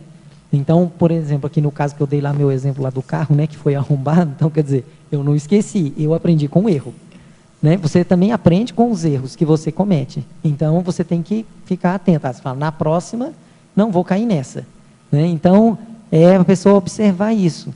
E a outra questão que eu diria é o seguinte, ela prestar muita atenção na cosmoética dela. Porque se a pessoa está mais, vamos dizer assim, tem uma atuação mais cosmoética, em geral, na verdade, a cosmoética é, vamos dizer assim, se for falar, é a maior autodefesa que a pessoa pode ter, ela está dentro da cosmoética. Então, assim, o que eu diria são esses dois componentes. Um atilamento às próprias parapercepções, mas também prestar atenção na sua cosmoética. Isso envolvendo, inclusive, os seus pensenes, ortopensenes, como é que é essa questão patopensene, se você tem ou não. Então, por exemplo, na hora que acontece o acidente de percurso, para a pessoa pensar, o que eu estava pensando naquele momento, né? Eu estava tendo algum tipo de patopensene, qual que é o, né, que tipo de coisa estava ali, que estava naquela atmosfera. Então, esses elementos, eles nunca devem ser descartados nessa análise, tá certo? Eu digo para ele, se ele não tiver ouvido a parte anterior, eu acho que o que o André colocou, de perceber também a natureza das coisas em relação à energia, também é uma outra coisa a prestar atenção. Então, a gente sugere que, se ele não estiver vendo a tertúlia desde o início, que ele possa rever a tertúlia, né? Na fatologia, página 12, terceira linha, poderia falar sobre o autodesassombro influindo positivamente no desenvolvimento parapsíquico, na sua experiência, como enfrentar o medo que se apresenta ao se reconhecer consciex, com boa ou má energia, no nosso meio intrafísico. Essas perguntas agora vêm da Espanha para você. Pois é, isso aí eu dei até um exemplo, né? Mas assim, por exemplo, eu nem sempre tive esse desassombro todo, que eu diria, né? Que hoje, pelo menos, eu tenho uma boa segurança em relação a isso, não tem muito problema. Mas o que eu vejo é a pessoa colocar a racionalidade, eu acho que é a pedra de toque. Que se ela for analisar o medo dela, ela vai ver que ele tem uma origem irracional, ou ele tem uma origem muito só calcada puramente na emoção, que não faz muito sentido. Então, eu vejo que a melhor antídoto para o medo é a racionalidade crua, fria e nua, que aquilo vai te tirar, entendeu? Se a pessoa não admitir isso, né, ela vai continuar vivendo esse processo emocional, né? Porque, observe, com o tempo, aí a pessoa vai começar a diferenciar o que é medo e o que, de fato, por exemplo, é uma parapercepção de um aviso. São coisas diferentes, né? Uma coisa é você ter medo, a outra coisa é você ter uma parapercepção e você sente que ali pode ter um risco, alguma coisa, né? Mas observe o seguinte, em relação ao parapsiquismo, não há razão para a pessoa ter medo, porque a quantidade de benefícios é muito mais vantajosa, vamos dizer assim, a pessoa só tem a ganhar, ela vai ganhar autoconhecimento, ela vai enriquecer a vida dela. Se ela, por acaso, como eu falei, ela está mais para a cosmoética, ela não tem que ficar né, nesse medo, que ela vai ver que é uma coisa infantil. Então, ela parte, igual eu falei, deixa tremer nas bases, não tem problema, mas vai com tudo, entendeu? Vai lá, faz o acoplamentário, por exemplo, aqui a gente recomenda muito a pessoa fazer o acoplamentário, igual eu falei, a primeira vez que eu fui fazer, Eu falei, olha, pode ser que o coração saia pela boca fora, mas não interessa. Eu vou lá na frente e vamos ver o que dá. E olha, o resultado foi ótimo. Como eu estou falando, eu tive uma clarividência que não tem como, não tem nada que possa me, duvidar daquilo que eu vi, entende? Então, isso não tem preço. Né? Então, vale muito a pena, eu acho que ganha demais. Você fala, olha, o que vai acontecer? No máximo, eu, sei lá, vou dar uma suada fria aqui e pronto. Depois passa. Então, em algum verbete meu, numa frase enfática, não me lembro mais qual é agora, eu coloquei raciocínio parapsíquico, e foi de uma experiência que eu tive dentro do complementário. Era uma experiência assim, tão vívida, tão assim, intensa, e tão, como que você falou, irrefutável, não, insofismável, que assim, podia, quem quiser dizer para mim que aquilo que eu vi foi bobagem, que eu sabia que não tinha sido, né? E aí eu comecei a perceber que esse é o raciocínio parapsíquico, entendeu? Te dá uma base de dados, te dá uma razão, que não é essa razão intrafísica. Não é essa razão básica. Não é a razão humana. Não, tem que ser uma razão um pouco mais avançada. É uma razão multidimensional, assim. Existe muito mais coisa assim, no teu banco de dados que você tem que ter, entendeu? Eu acho bem interessante isso. Agora, uma coisa só para complementar, uma coisa assim que me fez não perder totalmente, assim, porque eu acho que isso, eu não tenho medo, assim, mas na hora você leva susto às vezes, né? Mas, assim, uma coisa que o professor Valdo falava, assim, meio de brincadeira, meio sério, que consciência não morre, né? Consciência não dessoma. Isso, para mim, eu já me vi no extrafísico perante uma consciência muito, me assustando muito, e que eu lembrei disso e eu consegui me sair daquilo. Eu falei, não vou morrer. E lembrar da assistência também, ela está me testando. Eu não sabia o que ela estava fazendo comigo, mas assim, era assustadora. Então, entendeu? eu acho que vamos dizer assim, esse tipo de pensamento ou razão mais avançada, porque para mim isso é uma razão mais avançada, né? Você pensar, ninguém morre. Então, isso derruba qualquer coisa que você queira pensar a respeito, né, de medo. Então, não tem razão para a pessoa ter medo, né? Na Fatologia, página 12, terceira linha, poder expandir o autodiscernimento descartando a religiosidade. Na sua opinião, em termos de desenvolvimento parapsíquico, é possível discernir sem fazer a experiência? Essa pergunta é boa. Olha, o autodiscernimento é uma coisa bastante complexa, né? Vamos dizer assim, tem uma série de componentes, né? Aí, até esse componente que a gente está falando da racionalidade. Só que o autodiscernimento é uma coisa muito mais, vamos dizer assim, profunda. Ele não é simplesmente uma racionalidade. É um pouco mais, né? Agora, o que eu vou te dizer? Eu acho que, isso é a minha opinião, né? Com o desenvolvimento parapsíquico mais avançado, a tendência é a pessoa deixar a religiosidade. Porque ela vai ver, porque a religiosidade é uma coisa cristalizada. Aquilo é daquele jeito, são dogmas, então, que estão estabelecidas determinadas coisas que a pessoa não pode passar dali, né? Então, quando você vai tendo vivências, aquilo vai te demonstrando, isso aqui não é que significa que tudo que a religião fala está errado, não é isso. Mas você vai vendo que tem coisas que ela fala que estão relativamente corretas, mas tem coisa que não. Então, você tem liberdade para poder avançar, né? Então, eu acho que o desenvolvimento parapsíquico mais avançado vai aumentando, sim, o autodiscernimento da pessoa. E também, de uma certa forma, se a pessoa tem mais autodiscernimento, ela vai procurar desenvolver mais o autoparapsiquismo dela. Porque ela vai ver que isso é exatamente uma maneira dela se conhecer mais e conhecer mais a própria realidade. A gente até colocou ali uma das coisas lá naquela tabela, né, que estudar a consciência é muito interessante. Por quê? Ela é o seu futuro, se você é consim. Não é verdade? Então, assim, eu sou você amanhã, né? Exato. Eu sou é você um amanhã. exemplar que você tem de estudo da sua situação futura. Eu acho extremamente inteligente você estudar essa condição. Mas tem uma pergunta dela que eu acho que ainda não, uma nuance da pergunta dela que você não respondeu ainda. Na sua opinião, em termos de desenvolvimento parapsíquico, é possível discernir sem fazer a experiência? Por exemplo, assim, ataque claro que sim. terapêutico que o professor Valdo teve a experiência dele. A gente consegue discernir, pelo menos vislumbrar como é que se dá aquilo, se é viável, se claro não é? Claro que sim. Eu acho que tem um monte de coisa. Por exemplo, vou fazer uma analogia. Isso, acho que mesmo como se diz, em questões mais consideradas simples, vamos dizer assim, também é possível. Então, por exemplo, eu não preciso experimentar uma droga cujos efeitos são horríveis, já conhecida, eu não preciso passar pela experiência de experimentar para poder saber que ela é horrível. Uma overdose, por exemplo. Por exemplo, não preciso fazer isso. Né? E isso, quem me diz isso é meu autodiscernimento. A mesma coisa, acho que em relação ao parapsiquismo. Por exemplo, às vezes você pode não ter tido a vivência, por exemplo, de um fenômeno muito avançado. Por exemplo, sei lá, uma pangrafia ou mesmo alguma coisa. Mas é perfeitamente compreensível o mecanismo do fenômeno. Né? Então, eu vejo que você pode discernir, sim, sem você ter passado totalmente pela experiência.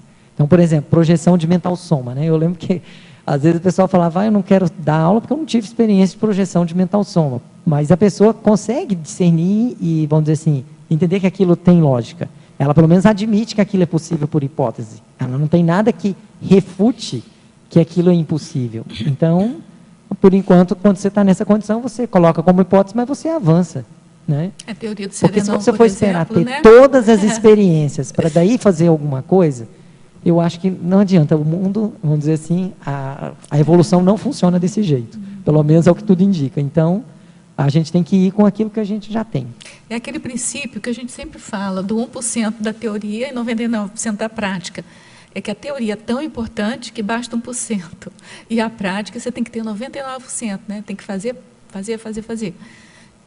Mas eu acho que as duas coisas são importantes, obviamente, mas a pergunta dela, eu acho que eu concordo plenamente contigo. Acho que a gente... Senão, a teoria do serenão, por exemplo, que a gente já entende, já consegue discernir a importância, já consegue colocar aquilo como meta para a gente. Se a gente fosse esperar virar serenão, para ter experiência de serenão, para entender, a gente nunca chegaria no serenismo, né? O que é ectoplasma? O não uso do ectoplasma ocasiona danos à consciência? Bom, o ectoplasma, na verdade, é um termo cunhado pelo Charles Richer, né, que é um pesquisador do século XIX, ele que cunhou esse termo, fazia pesquisa lá com os médiuns sensitivos da época que faziam o processo de materialização. Né? Esse termo, então, quer dizer, o ectoplasma é essa energia mais densa, que ela exatamente é capaz de influir dentro da própria dimensão física. Né? Então, por isso que você tem lá as materializações temporárias, às vezes mesmo mover objetos e coisas do tipo, né? Materialização de objetos. Isso é o ectoplasma. Agora, essa condição, se todo mundo tem ectoplasma, isso é como ponto número 1. Pela mitocôndria, todo né? mundo Das tem. células, né? É uma condição que está ligada à fisiologia do corpo humano. Tá? Agora, evidentemente, existem pessoas que são mais predispostas a exteriorizar uma quantidade maior de ectoplasma, né? Que é exatamente o que caracteriza o ectoplasta, né? Que a gente fala comumente ectoplasta. Agora, observa, isso é uma coisa. Agora, dizer que a exteriorização ou não exteriorização vai causar mais dano à saúde da pessoa, meio complexo dizer isso. Eu diria, talvez, assim, é porque se a pessoa for descuidada, que é a questão que a gente estava falando dos acidentes de percurso, no caso do ectoplasta, isso para ele é mais complicado, porque ele realmente pode ter mais acidente de percurso mais fácil. Né? Não sei se é nesse sentido. Densa, né? Aí a coisa é mais forte. Então, assim, e como ele é uma energia mais densa, se a pessoa também, a rigor, não sei, pode ser que ela até facilite ela até pegar alguma doença diferente, não sei. Pode ter efeitos assim. A pergunta que não me Acho quer que tem muita calar, coisa que a gente ainda tem que pesquisar para saber exatamente os limites de onde vai cada coisa. A pergunta que não me quer calar é se ela já está sabendo que tem ectoplasmia, já está começando a entender a conscienciologia. Eu não sei se ela é veterana ou está recém conhecendo. Se já conhece que tem parapsiquismo, tem a inteligência parapsíquica, por que deixar, né, uma ectoplasmia que todos nós temos ali parada? Vamos usar, né? Vamos usar, aprender a usar positivamente, seguinte, né? Pelo menos fazer assistência. Para né? quem está exatamente na conscienciologia, para quem faz TENEPS, a tendência de todo mundo, mesmo que não é ectoplasta, é se tornar. Porque a pessoa vai trabalhar mais com energia, vai ficar mais fácil para ela mexer, exteriorizar. Então a gente convida, né? Então, ela... tem muitas vantagens isso aí. A gente convida, né, para ela, eu não sei se ela conhece ou não a conscienciologia, mas para vir aqui, para fazer alguma alguma dinâmica, alguma coisa. Ela também pergunta, ela já perguntou, mas você já respondeu, a síndrome do oráculo. Então, só para você saber. E ela agora pergunta a síndrome do Swedenborg. Ah, sim. Esse termo, né, foi o professor Valdo que criou. A síndrome de Swedenborg seria aquele sensitivo, por exemplo, que quando vivencia o fenômeno, aí ele entra dentro de um processo religioso, por exemplo, uma coisa, e a pessoa fica presa dentro daquele processo religioso e ela não consegue, às vezes, sair daquilo. Que foi o que aconteceu com o Swedenborg, né? O Swedenborg era um sensitivo lá do século XVIII. Ele era uma sumidade em termos intelectuais da época. Ele era engenheiro metalúrgico, tinha uma série de... Era muito culto, era talvez um dos caras mais cultos que tinha na época. E ele, quando começou a vivenciar o processo parapsíquico, depois dos 40 anos de idade, ele fez uma regressão. Ele abandonou a ciência que ele tinha até então para ficar só dentro do processo mais religioso. E aí esse que foi o problema.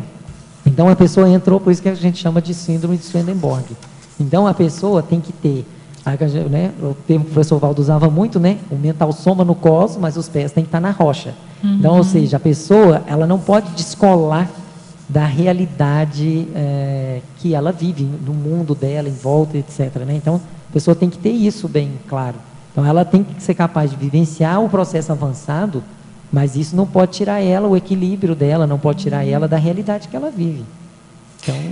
Essa teletertuliana aqui, ela primeiro perguntava sobre os módulos de inteligência, que você já respondeu, e ela pergunta também sobre a assunção do autoparapsiquismo. Pede para você aprofundar. Ah, sim, é porque tem muita gente que tem parapsiquismo e a pessoa não assume, é só isso. Né? A pessoa, ela tem percepção, ela tem tudo, mas ela nega a própria percepção. Eu já tive gente na minha família desse jeito, tá? Que a pessoa às vezes passou por algum fenômeno, alguma coisa, aí você pergunta para ela, mas e aí, o que você acha? Aí a pessoa falava assim para mim, eu acho que era da minha cabeça. Então, quer dizer, não tem cura isso se a pessoa não quiser, né? Não tem jeito. Então, a pessoa assumir o próprio parapsiquismo e assumir a responsabilidade pelo próprio desenvolvimento parapsíquico. Porque, às vezes, a pessoa quer desenvolver o parapsiquismo, mas ela quer que outra pessoa desenvolva nela. Ou então fala, me dá uma pílula, deixa eu tomar e ver se aí desenvolve. Não existe isso. O que existe é a própria pessoa no próprio esforço. Por que algumas pessoas têm mais e outras têm menos? Provavelmente aquelas pessoas já trabalharam com parapsiquismo em várias vidas. Então, quando ela vem para cá, aquilo está mais fácil para ela. Né? Então, é assim que realmente deve acontecer. Provavelmente, ou seja, a paragenética dela, de alguma forma, já domina um pouco mais a genética dentro do processo parapsíquico. Então, faz com que ela tenha os fenômenos de uma maneira mais fácil. A genética também influi, né? A genética também for influi. Muito redutora dos megacons, aí vai dificultar cada vez mais. Rômulo, você podia aprofundar a frase enfática? A inteligência parapsíquica permite a consciência lúcida adquirir e, ao fortalecer convicções pessoais a respeito da multidimensionalidade, substituindo a crença pela autoexperimentação? Sim, a gente já falou, mas a gente pode falar um pouco mais. Mas a ideia básica que está aqui é exatamente que a pessoa, quanto mais lúcida a pessoa vai ficando em relação ao parapsiquismo, ela vai dando mais valor para as próprias experiências, né, do que para a opinião dos outros, ou a crendice, ou seja lá da religião, né, XPTO, que fala tal coisa, que a vivência é assim ou é assado, ou seja, a pessoa vai começar a pesquisar a multidimensionalidade de fato por ela mesma, e não pelo outro.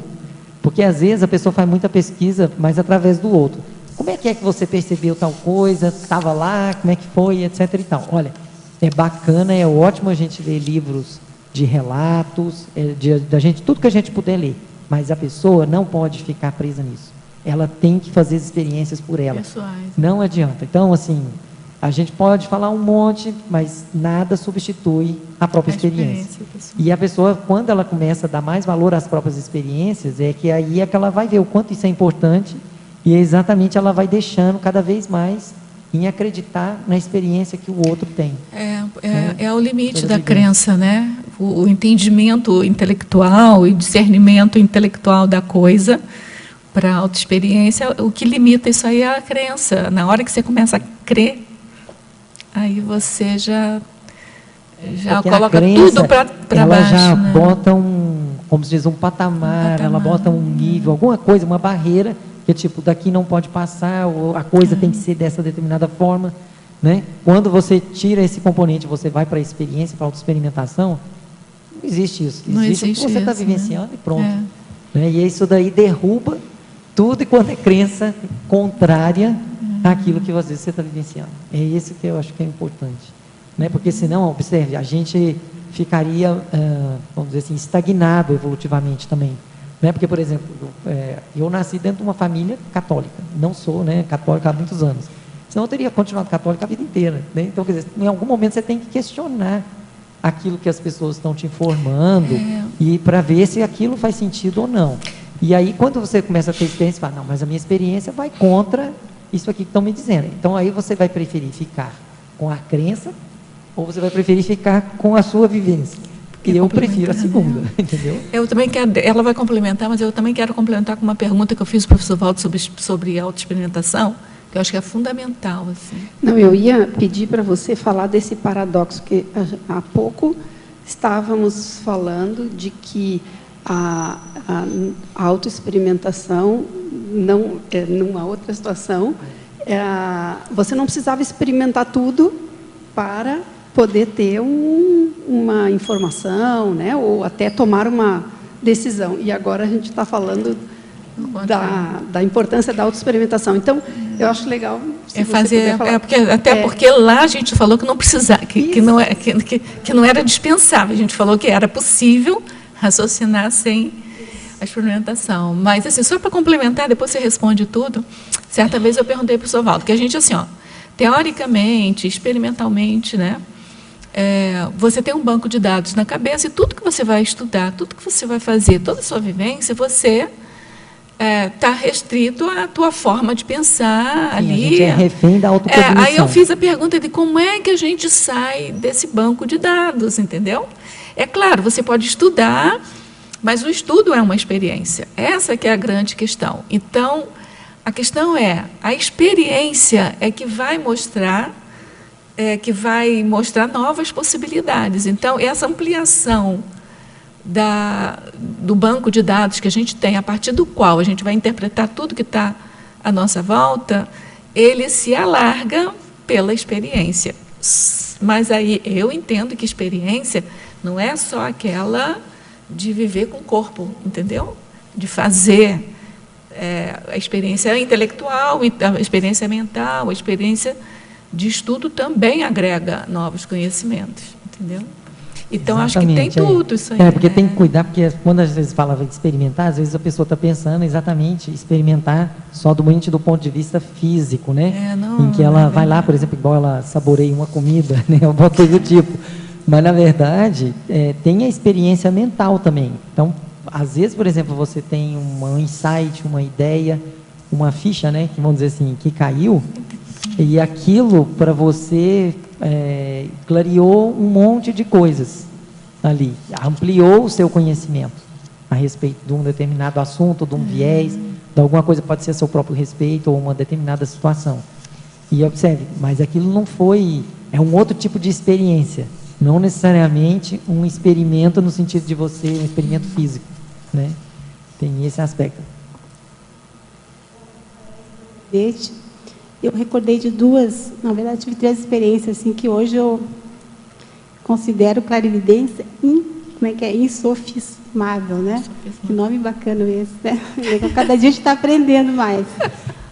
Uma foi na época que eu estava fazendo a aula de P2, aquela P1, P2, P4. Eu estava assim, assistindo a aula, lá, participando, e de repente eu vi uma consciência que se manifestou ali, assim, estava ali, normal.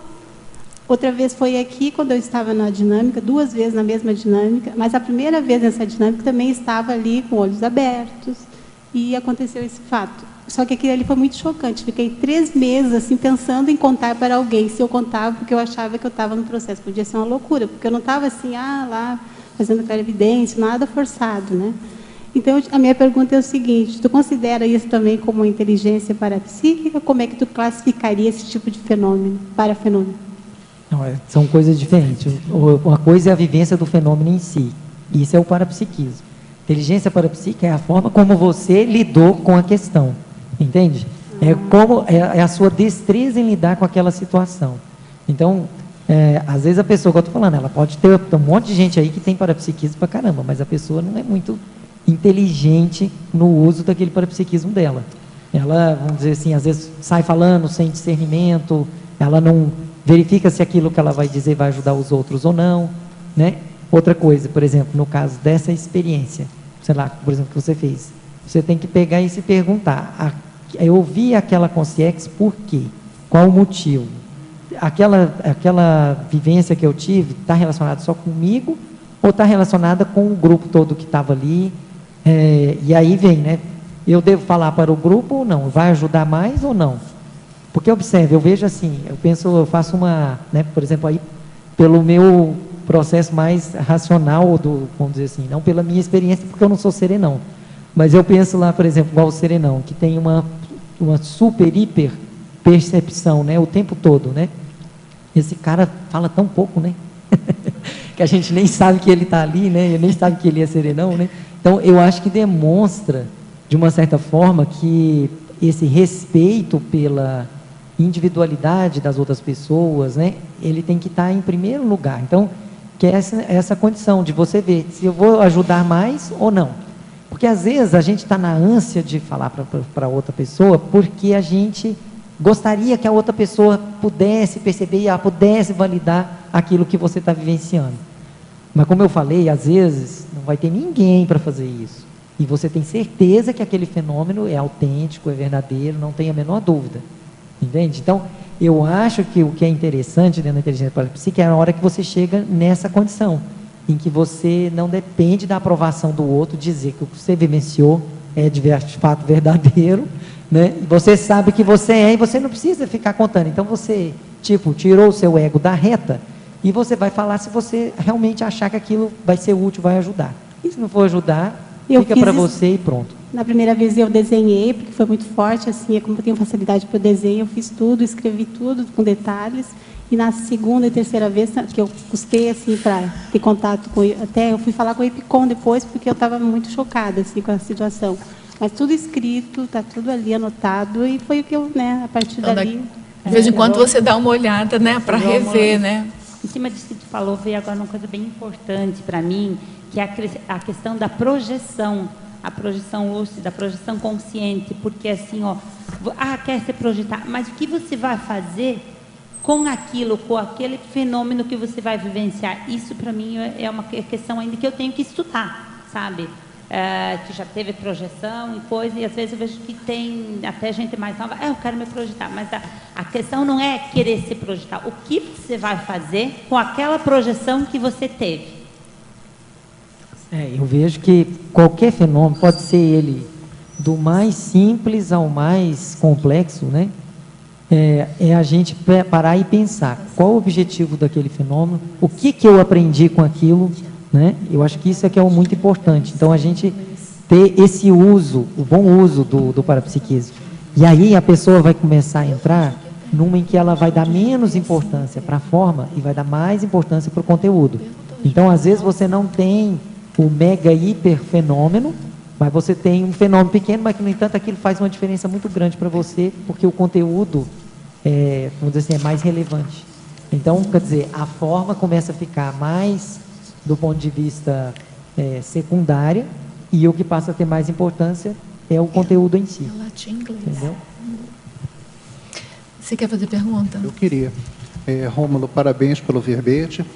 Eu queria que você comentasse aí, dentro do desenvolvimento da inteligência parapsíquica, o papel da TENEPS e, em particular, da postura da passividade alerta. O que você podia dizer a respeito? Eu diria que essas daí são fundamentais. Por exemplo, a TENEPS é exatamente, né, além de ser uma questão assistencial, né, ela é também exatamente o momento em que você está sozinho com os amparadores, né, e as consciências assistidas. Então, eu acho uma técnica muito inteligente, porque é exatamente onde você exerce o seu parapsiquismo, independente de outras consins, né?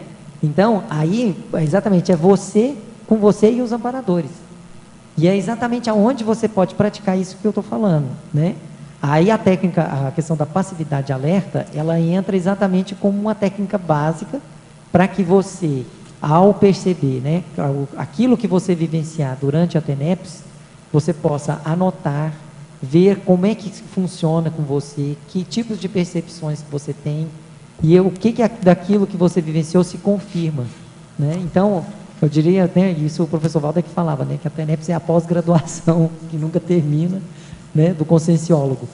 Justamente porque é aonde você, vamos dizer assim, você pode ver o seu crescendo, do seu próprio parapsiquismo, e outro, sem a influência de ninguém, só a sua mesmo. É interessante que a pergunta do Télio Tertuliano fala exatamente alguma coisa próxima disso. Ele fala assim, ó, no meu caso, o nível de inteligência parapsíquica aumentou consideravelmente depois do início da TENEPS. Por acaso você já experimentou, aí ele emenda na pergunta, por acaso você já experimentou teaticamente algum extrapolacionismo parapsíquico? Na TENEPS ele deve estar perguntando. Eu penso que não sim, porque ele fez um preâmbulo da TENEPS. Porque eu já tive outros extrapolacionismos, mas fora da TENEPS também, né? Na TENEPS, assim, eu já vivenciei coisas que, vamos dizer assim, não é nada, não acho nada assim fantástico. Mas, por exemplo, de ter projeção no meio da TENEPS, né? Que aí é uma coisa para mim que era um pouco diferente, né? Que eu não estou lá aplicando, entre aspas, a técnica projetiva, mas às vezes isso já aconteceu algumas vezes, né? Além de outras percepções das consciências, ideias, que às vezes você, principalmente na parte de ideias, né? Que você tem assim, que você fala, poxa, alguma coisa às vezes que você está ali pensando, há muito tempo que você não acha uma saída, depois aparece assim tão claro. Então, esse, vamos dizer assim, mas eu não sei se eu posso chamar isso de extrapolacionismo. Eu acho que extrapolacionismo, né, pelo conceito, é aquilo que sai um pouco daquele seu padrão comum. Alguma coisa que, vamos dizer assim, está quase que, entre aspas, fora do seu nível evolutivo. Que, na verdade, a gente fala que é a cenoura, né? Para te mostrar exatamente uma direção e um caminho a ser seguido, né? Mais ou menos nessa linha. Então, se eu fosse pensar por esse ângulo, talvez os extrapolacionismos que eu tive mais, assim, alguns pelo menos que me marcaram mais, na verdade não foi durante a TENEPS. Aliás, é uma época que eu nem fazia TENEPS. Ah, você já fazia TENEPS? Não, nem fazia TENEPS. Ainda não fazia TENEPS. Porque às vezes você fazendo TENEPS, você não tem extrapolacionismo naquele momento da TENEPS, mas né? tem fora. Mas pode ser, porque nada está desligado, está tudo ligado com tudo, né? Pode ser que aquele extrapolacionismo foi algum mérito obtido da sua TENEPS. Você não teve lá porque não era o momento de ter lá, mas podia estar interligado. Essa hipótese tem que ser levada em consideração. Vai. Na parafatologia, página 12, final da penúltima linha, poderia comentar o autodidatismo parapsíquico? O fato de ser um teletertuliano assíduo, ele, me ajudou e muito neste quesito. Na sua concepção, por que muitos ainda não priorizam as tertúlias diárias? Bom, eu não posso falar, né, porque muitos não priorizam as tertúlias diárias, né? Eu não posso falar pelas outras pessoas, né? Cada um tem que analisar por si. Mas o que eu posso falar da questão do autodidatismo parapsíquico é exatamente essa condição que, por ser uma condição muito pessoal e que se refere à condição multidimensional da consciência, né? Não tem como nós não temos meios, vamos dizer assim, físicos, né, de que você passe a sua experiência para outra, ou a outra te passe a experiência dela. Então, inevitavelmente, a própria pessoa ela tem que se estudar de todos os modos, né, com relação aos sentimentos, pensamentos, energias, para que ela evolua parapsiquicamente. Então, quer dizer, o desenvolvimento parapsíquico ele tem um componente autodidático que não tem como ser expurgado, não tem saída. Ou seja, a gente tem que assumir, né? Assumir o parapsiquismo que tem, assumir a responsabilidade pelo desenvolvimento dele e pelo emprego, principalmente. E aí que vai entrar a inteligência parapsíquica, saber empregar bem essa faculdade, né? Esse módulo de inteligência. Eu só queria complementar que eu também não posso dizer para e passo cada um o que levou, mas assim, de um modo geral, levando em conta que esse tempo que fica assistindo a tertúlia faz um link com a Holopensene daqui, com as ideias, né? sejam ideias mais de ponta, sejam ideias de ponta da pessoa que está defendendo o verbete, porque são experiências pessoais das pessoas. Isso tudo ajuda muito a gente, não só a pessoa, o teletertuliano que está distante, mas eu que estou aqui, eu que estou em casa, às vezes assisto a tertúlia, para as consciex. Então, assim, a impressão que me dá é que as pessoas não assíduas, ou porque não perceberam isso ainda, ou porque não podem realmente, não têm aquela disponibilidade, mas a gente sabe que muitas pessoas que não estão online ali, elas baixam os vídeos e assistem na medida do possível, né? Então, a gente está tendo um retorno bem bom, a gente quer que continue assim, né? E, à medida do possível, a gente está, assim, tem a confiança íntima, né, de que as pessoas vão percebendo, através da inteligência delas, né, evolutiva, parapsíquica, que é um momento, assim, de você fazer uma higienização pensênica, de entrar em contato com aquele holopensene, e que aquilo vai ajudar em todo o resto do dia, enfim, no crescimento consciencial dela, né? Eu penso que, de um modo geral, é isso. Não sei se você quer complementar. Vamos dizer assim, você está entrando em contato com um holopensene homeostático, né? Veja, a gente discute ideias muito avançadas que não tem por aí em lugar, né? Então, a pessoa, vamos dizer assim, só dela ter esse contato com essas ideias mais avançadas, a gente discutir aqui as próprias experiências e falar isso, acho que, de alguma forma, faz com que a gente se conecte mais às ideias da Conscienciologia. E aquilo, de alguma maneira, vai vincando você, né, positivamente. A pessoa também faz um pouco de higiene mental, né, porque ela está no dia a dia, no bate-bate do dia a dia, de repente, ouvindo a tertúlia, ela faz uma pausa daquela pensenidade usual que ela tem. Eu acho que isso já ajuda. Eu estou falando não porque eu sei, assim, caso a caso, como é que funciona. Eu estou falando um pouco a partir da minha experiência, né? Então, até uma tertúlia antiga tira você daquela pensenidade, vamos chamar, não é viciada, mas aquela pensenidade assim, automática, não é? Aí você, para, quando você vê, você já está no outro patamar. Então, assim, isso ajuda realmente a melhorar a inteligência evolutiva e a inteligência parapsíquica, né? Mas eu posso colocar aqui, está aqui no papel, que eu vim assistir a tertúlia agora que eu estou aqui em Foz, veio para mim pegar um caderno desses assim e anotar tudo que vem na tertúlia para mim. E daí depois eu chego e eu passo. O que aconteceu hoje? As informações que vieram para mim, só para... veio bem em conta. As ideias, as inspiração, dar atenção, anotar. A sinalética, agora eu acabei de ter uma sinalética, quando você falou isso no meu ouvido esquerdo, né? Quando você falou sobre a higienização pensênica, veio essa sinalética, anotei aqui que eu vou botar no caderno. Estudar o parapsiquismo, né? Para mim, aprofundar o parapsiquismo, anotar tudo, a data, os fenômenos, tudo. Observar a multidimensionalidade. Acoplamentário, a experiência que ele teve quando ele foi acoplar com o EPICOM, fazer aquilo, eu quero ver tudo, aconteça o que acontecer, eu não vou dissomar aqui dentro, deixa que eu quero ver tudo, porque a gente tem um medinho, não é por nada, eu tenho, às vezes quando a gente vê coisa, quando a coisa não é muito pesada, tudo bem, mas quando vem coisa, a gente quer se defender. Isso é o quê? Assumir responsabilidade, é comprometimento. Eu quero desenvolver o parapsiquismo, mas quando agora a coisa começa a ser um pouco mais difícil, daí eu quero. Daí eu não quero? Como assim? Então o que tu quer? Isso é responsabilidade, vi que é isso para mim mesmo. Eu estou falando de mim, tá, gente? Pode rir, que eu estou rindo também, porque aconteça o que acontecer, eu tenho que estar comprometida e assumir as minhas responsabilidades. E, sabe, racionalidade. Então, tudo isso aqui agora vai para o caderno. Isso. Eu posso fazer só um comentário que ela falou, que é uma coisa que a gente também observa, né?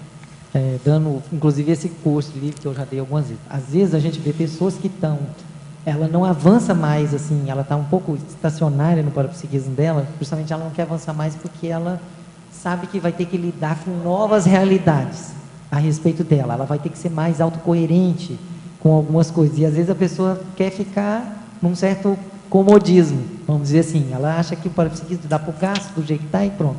Mas é muito comum isso, que a pessoa não quer avançar mais, porque sabe que no fundo vai ter um esforço maior para justamente a pessoa ficar mais autocoerente, né? A gente não tem só meio minuto aqui, mas eu tenho uma última pergunta aqui que eu acho que é importante responder. Poderia, por favor, fazer um paralelo ou pontos de interseção entre inteligência parapsíquica e inteligência emocional? Olha, eu vou dizer que são coisas levemente, são diferentes, né?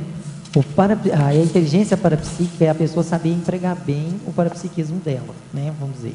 Inteligência emocional é a pessoa que sabe lidar bem com as emoções dela. Claro que se a pessoa tem uma inteligência emocional maior, vai ser mais fácil para ela também lidar com o parapsiquismo. Por quê? Porque muitas das pessoas que têm dificuldade com o parapsiquismo, na verdade, o problema dela, a raiz está lá na emoção. Por quê? Porque ela, igual, por exemplo, essa coisa do medo, que é às vezes um medo muito exagerado, irracional, que a pessoa não parou para tentar ver como é que ela pode fazer para eliminar isso, né? Então, se a pessoa está muito presa nas questões emocionais, a análise, começa por aí, a análise dos fenômenos vai ficar comprometida. Esse aqui é o pior problema da história, né? Então, assim, para você analisar bem o fenômeno de uma forma mais tranquila, então você tem que ter essa acalmia íntima. Então, você não pode estar assoberbado com nada, porque senão vai passar algum detalhe desapercebido, né? Ou quando não vai ter uma interpretação equivocada. Então, para a pessoa não ter esse tipo, não cair nesse equívoco, nesses erros, né? Por isso que a parte emocional é muito importante, mas são coisas diferentes. Tá? Às vezes a pessoa pode ter uma habilidade emocional e não ter tanto parapsiquismo, nem saber que isso existe. E o contrário também. E o contrário também.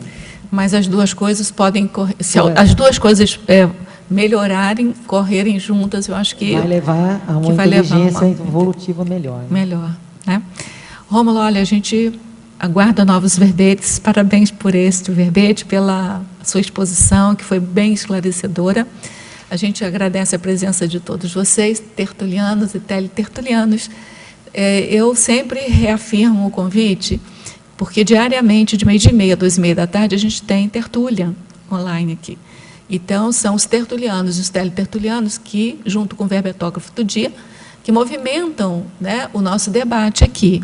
Então, essas três pilares assim são fundamentais, a gente conta com vocês diariamente. E agora nós vamos passar para os nossos comerciais. As pontuações da tertúlia de hoje são 17 assinaturas no livro de presença, 11 perguntas presenciais e 22 perguntas online. Teremos 3 recados.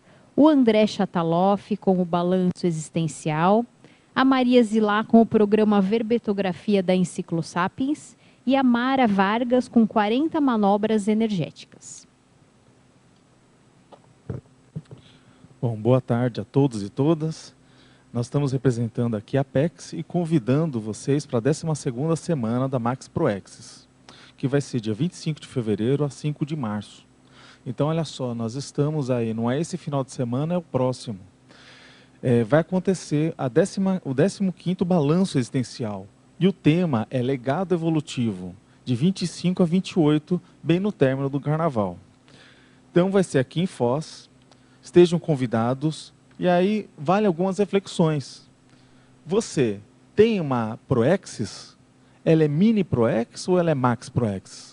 Você já fez um balanço de tudo aquilo que você já fez e produziu? Qual que é o legado que você vai deixar após essa vida humana?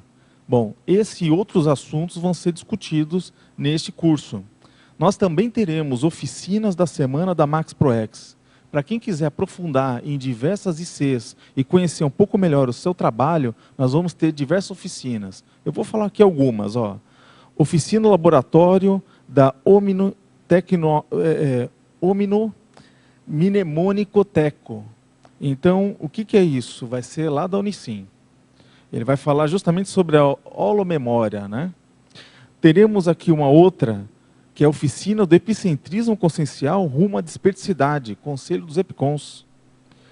A própria Enciclosapiens também vai estar presente na oficina da escolha de títulos de verbete para a enciclopédia e diversas outras oficinas. Aproveite, você que queira conhecer mais sobre a Conscienciologia, as diversas ICs, aonde é seu papel dentro desse maximecanismo, o seu papel na Maxi ProEx. Venha e participe. Obrigado. Boa tarde, tertulianos e teletertulianos. Estou aqui mais uma vez, em nome da Enciclosapiens, com parceria com o CAEC, para convidá-los para participar do programa Verbetografia. Alguns motivos aqui, vou citar 3 motivos para participar desse programa Verbetografia. Entender a lógica e a estrutura da construção do verbete. Participar da Mega GESCOM grupal da Conscienciologia. Promover auto e heterodesassédio mental somático. Esse curso, ele vem o programa agora EAD, no início dia 23 de fevereiro até 18 de maio. As aulas são todas as quintas-feiras, online, das 19h30 às 21h30. Tá?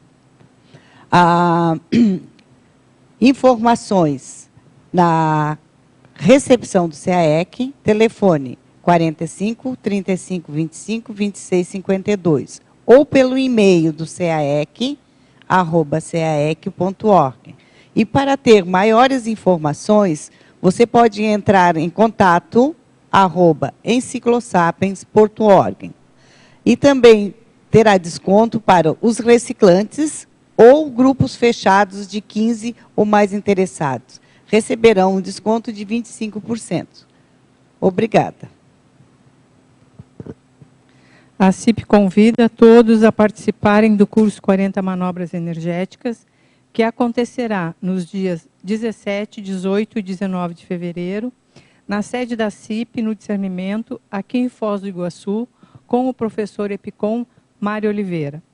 40 Manobras é um curso prático, sem pré-requisito, que objetiva promover vivência das bioenergias, a intensificar a troca de experiência entre os participantes, a melhorar a autoconfiança no processo assistencial.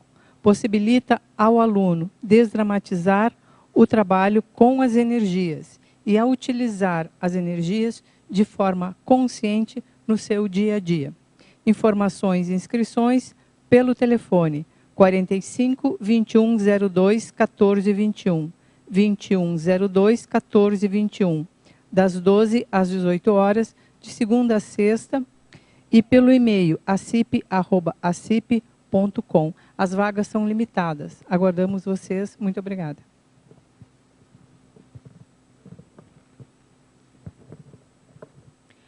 O verbete de amanhã é técnica do estrangeirismo. A especialidade é estrangeirismologia. E o verbetógrafo é o professor Otto Mendonça. Agradecemos a presença e a participação de todos. Desejamos uma ótima tarde. Até amanhã.